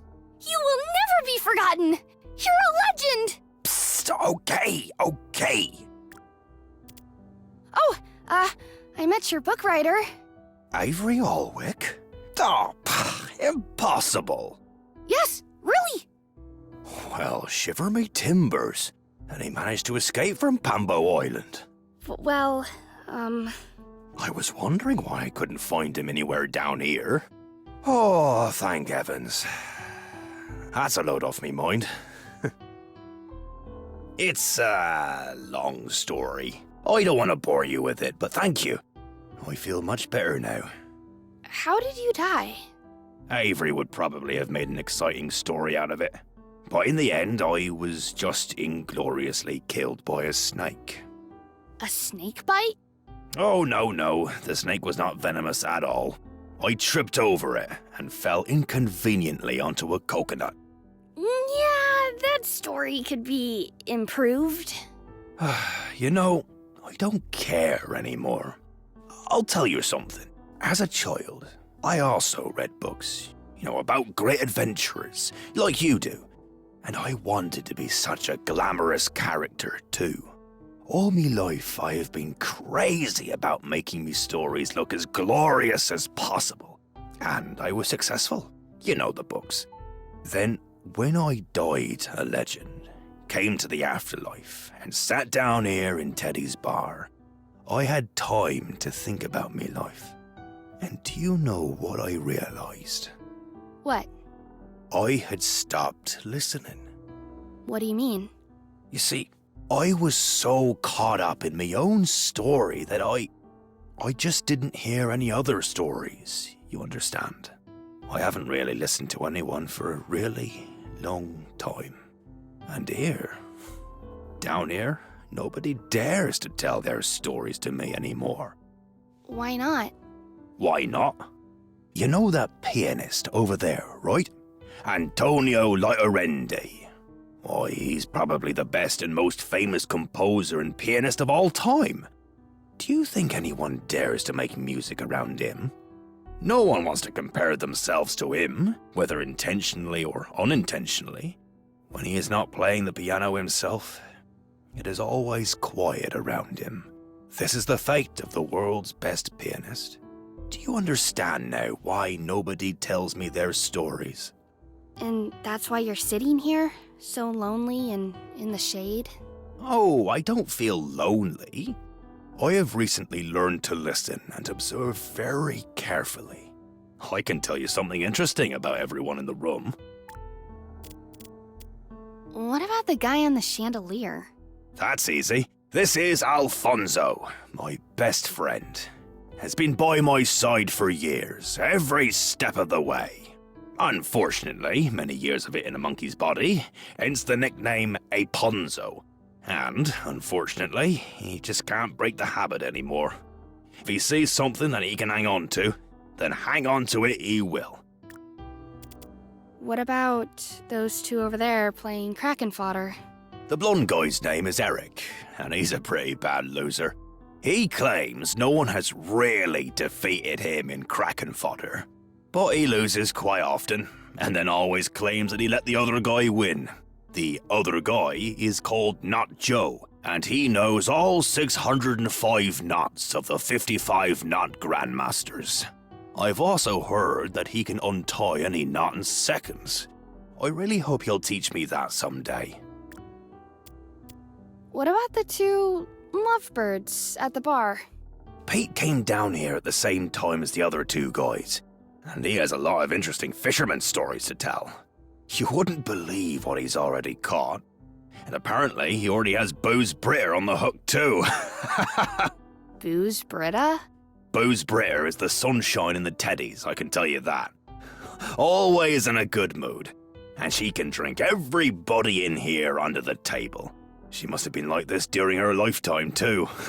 Because allegedly, she was buried with a bottle of hunting accident. Her absolute favourite booze. Tell me something about Antonio Laiterendi. Laiterendi has written many songs about famous people and became world famous himself.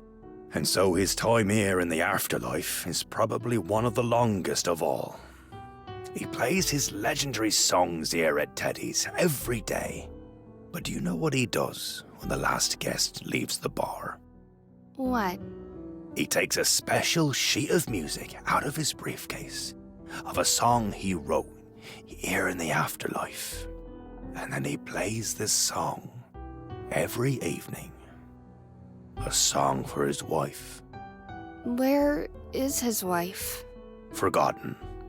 Archived. Her time here was very short, because nobody remembers the great pianist's wife, right? No matter how important she was to him. There is nothing that Laiterendi wishes more than to have written this song during his lifetime. Oh, he wrote songs about me, Teddy McAnally, and many others. But this, the most important song for him, he wrote too late. How tragic. Wait, what's going on now? Have you screwed up anything since you've been down here? What? Your halo! It's activated! Why, you better go to the administration right now, or you'll get into trouble. But I wanted... They can archive you at any time if you don't follow the rules. And me too if I keep chatting with you, even though your halo is activated. So, you better hurry up.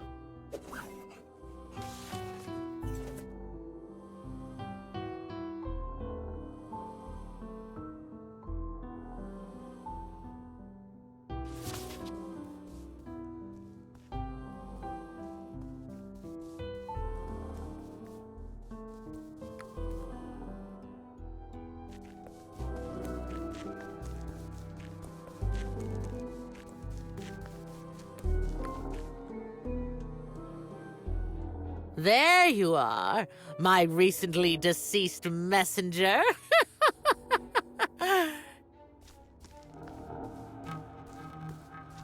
Hey, why are you looking so mad?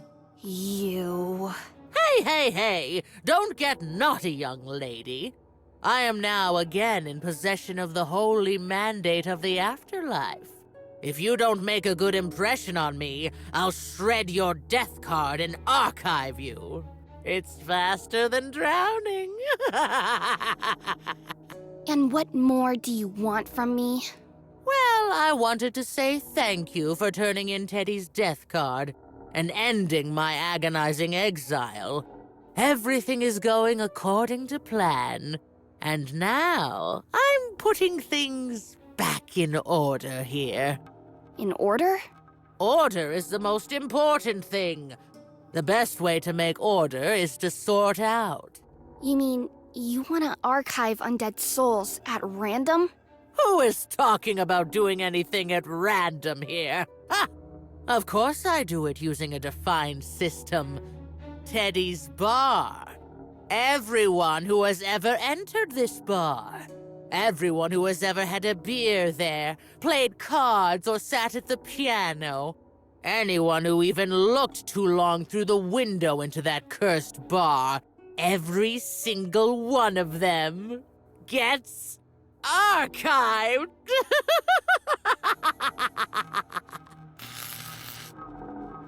Ouch! What? What was that? I don't know, Ouch! Stop it! I can't do anything about it!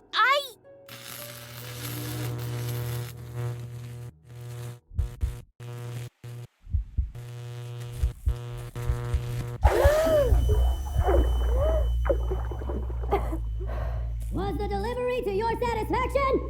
What? The delivery! Everything fine with it? No damage, delay, or other complaints? Delivery?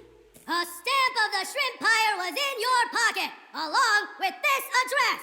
Valid for 2 packages, well-timed, immediate delivery guarantee. So, everything's okay here, yeah? We have a lot to do. Yes, everything is alright. Thanks. The shrimp pyre is at your service. Shrimp pyre, move, move, move! I was dead. The electric shocks. Of course! Teddy McAnally fell into the electric eel pool. That was the reason for his near-death experience.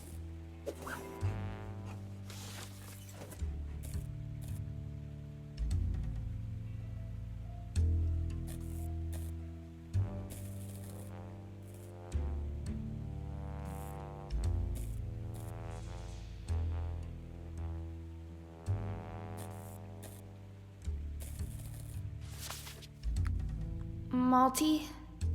He's breathing. Fortunately, he just seems to be passed out. But where is that parrot?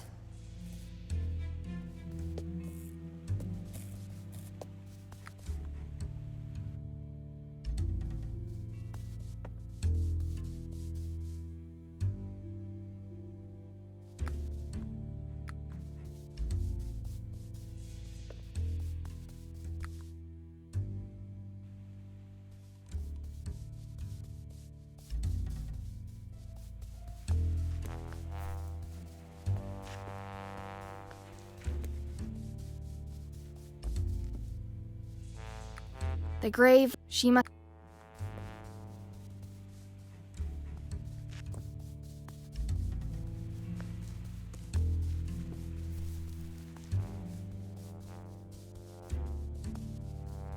Cleo? You're alive? Were you able to save my books? Your books? No, Avery. Ecomelele let me drown on the spot. I'm very lucky to be alive at all. Thanks for the help, by the way. That old woman came out of nowhere. What was I supposed to do? You could have tried to warn me. You just left us behind. Left us for dead. Doesn't that sound familiar to you? And all you can think about is your stupid books. Nobody cares about your made-up stories. Yeah, I think you're probably right. I was dead, Avery. For a moment, I was really dead and saw it all. The afterlife, the administration, the archive. I was in that archive, Cleo. I was already completely forgotten until you found this book. And it looks like I'll end up there again very soon. Ecomelele worked in this administration and we helped her to return. So? She said she wants to put things back in order. She wants to sort out, shred countless death cards. Anyone who's been in Teddy's bar. We're alive, Cleo. As long as you live, she cannot harm you. No, but... And even if she could, what are you going to do about it? I think I have an idea on how to get back one more time. Back to the afterlife? Yes, but just for a moment. That's crazy! I have no choice! Of course you have one. You had your great adventure, and you survived it. Take away, get away. Now is your chance to get away, Cleo. I'm taking it. You should take it too. Get away? You mean, just don't do anything about all of this? I didn't have this opportunity to get away back then, and I won't let it slip away again. I just can't do that. It really was an adventure, Cleo. It was fun, and that's no lie.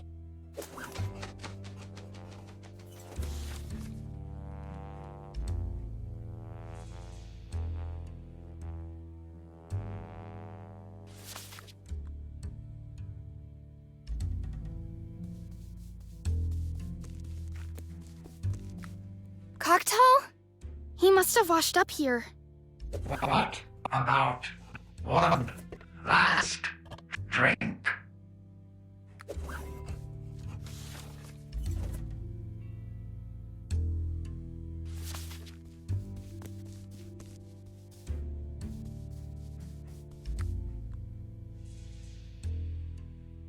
A personal sacrifice. All right then. What a day.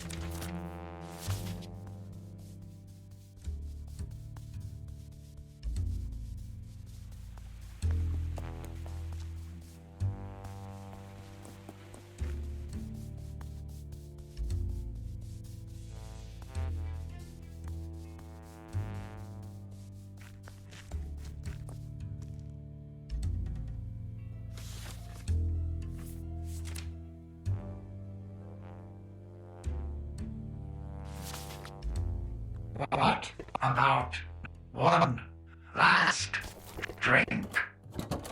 Excuse me, I don't know of any cocktails made with these ingredients.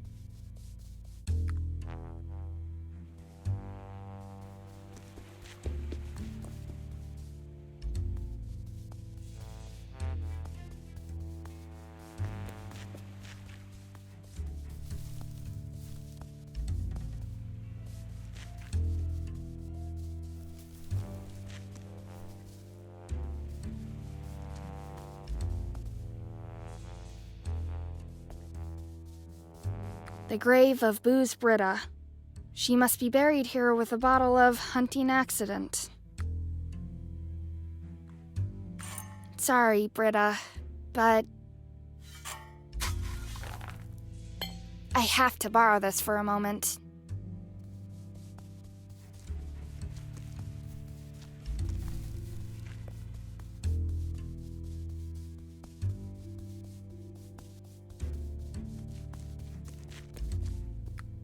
What about one last drink? A near death and a page coming right over It's been an honor, CocktHAL. All right then. Down with it.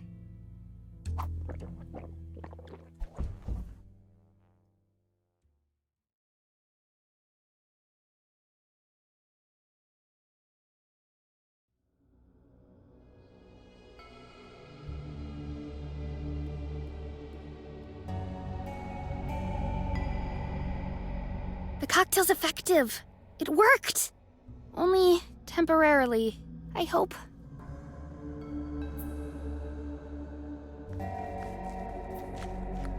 If I am, then the forgotten souls of the deceased are stored here. Poor souls.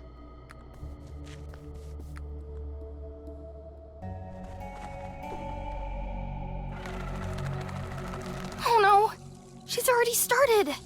I have to stop her somehow! A pretty badly insulated junction box. The cable leads up to the communication system.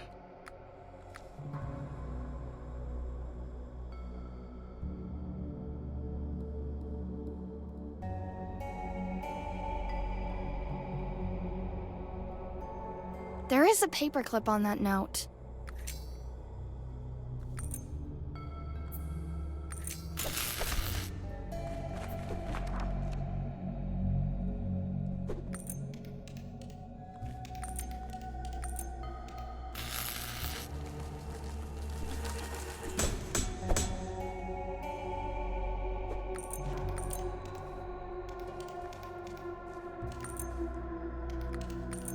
I better not go any further. That old woman shouldn't see me. A pretty bad. The cable leads to the... I better... That'll...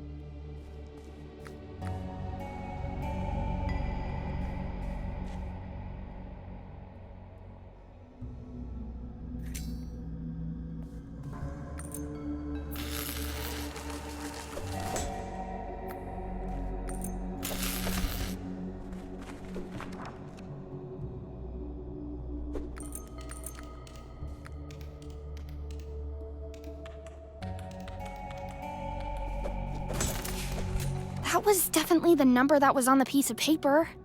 Something seems to be missing.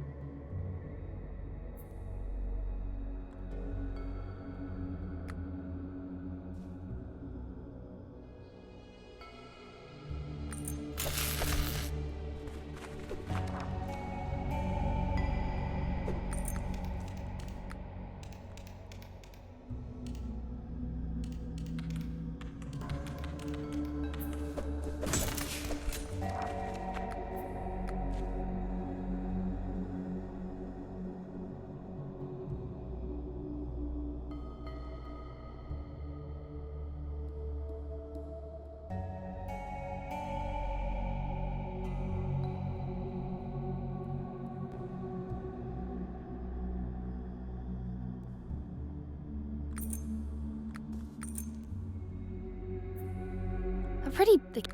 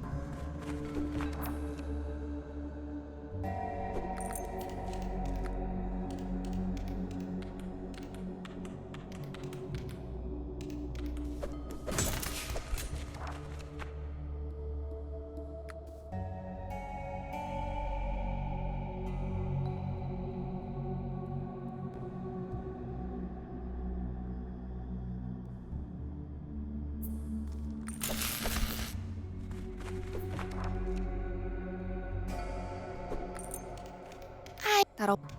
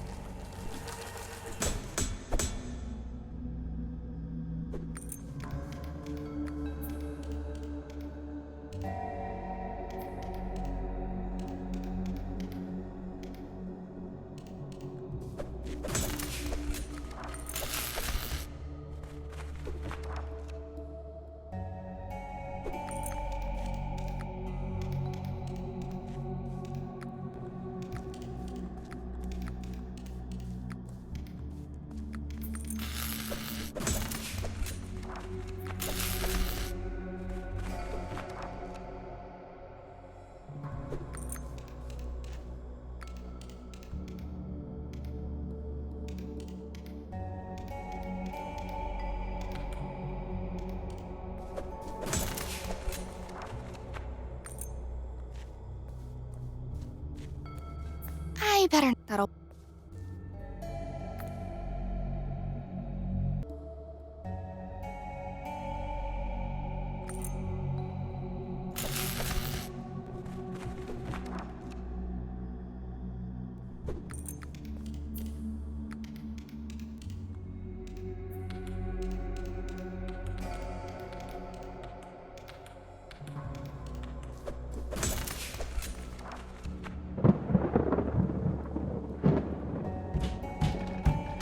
What?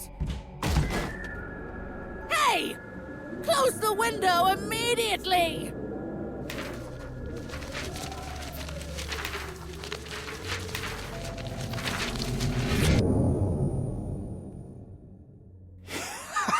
Hey, Ponzo.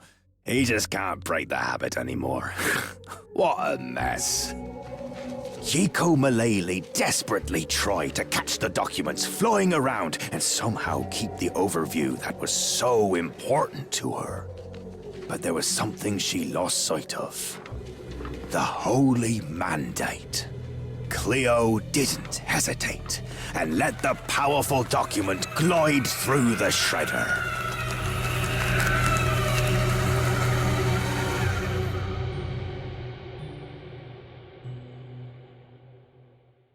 Before the cocktail lost its effect, Cleo, just like Teddy McAnally back then, took a document from the afterlife with her. But she didn't hide it. She left it for someone to see before leaving McAnally Farms.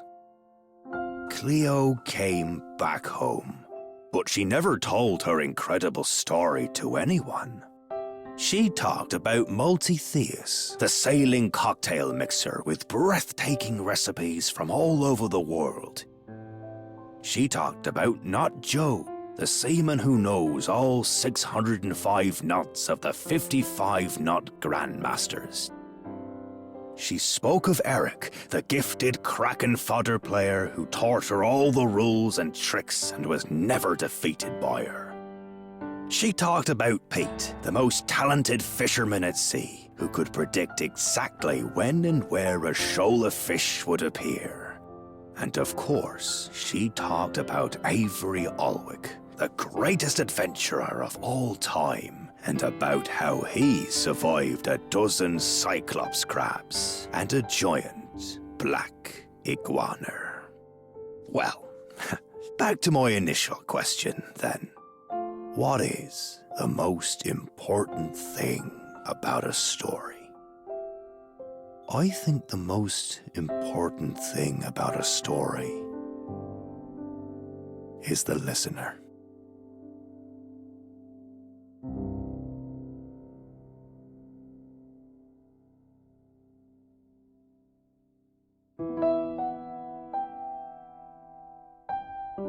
And of course, a marvelously captivating narrator's voice. Sorry.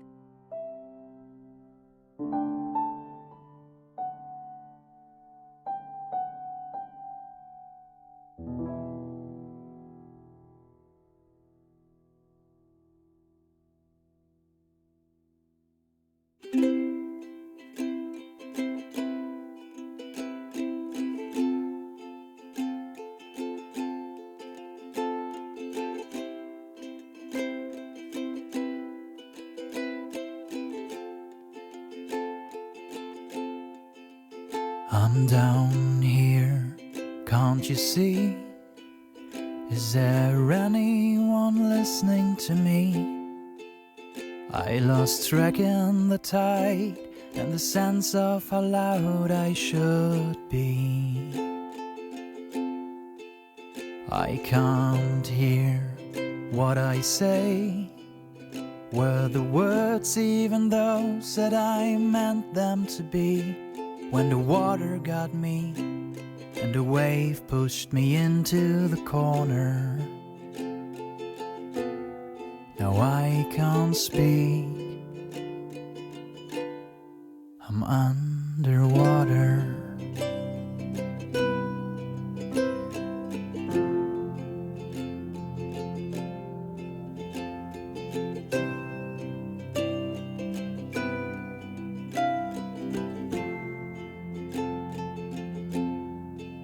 Say goodbye, say farewell to all the stories I'm not granted to tell. You won't hear through the noise and the fuss and the rumble and thunder. But I hope that you stay afloat in the wave that had swallowed my breath, and you won't become deaf. You will tell all the stories I can even hear from underwater.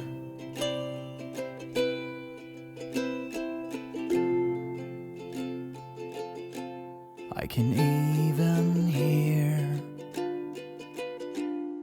from underwater.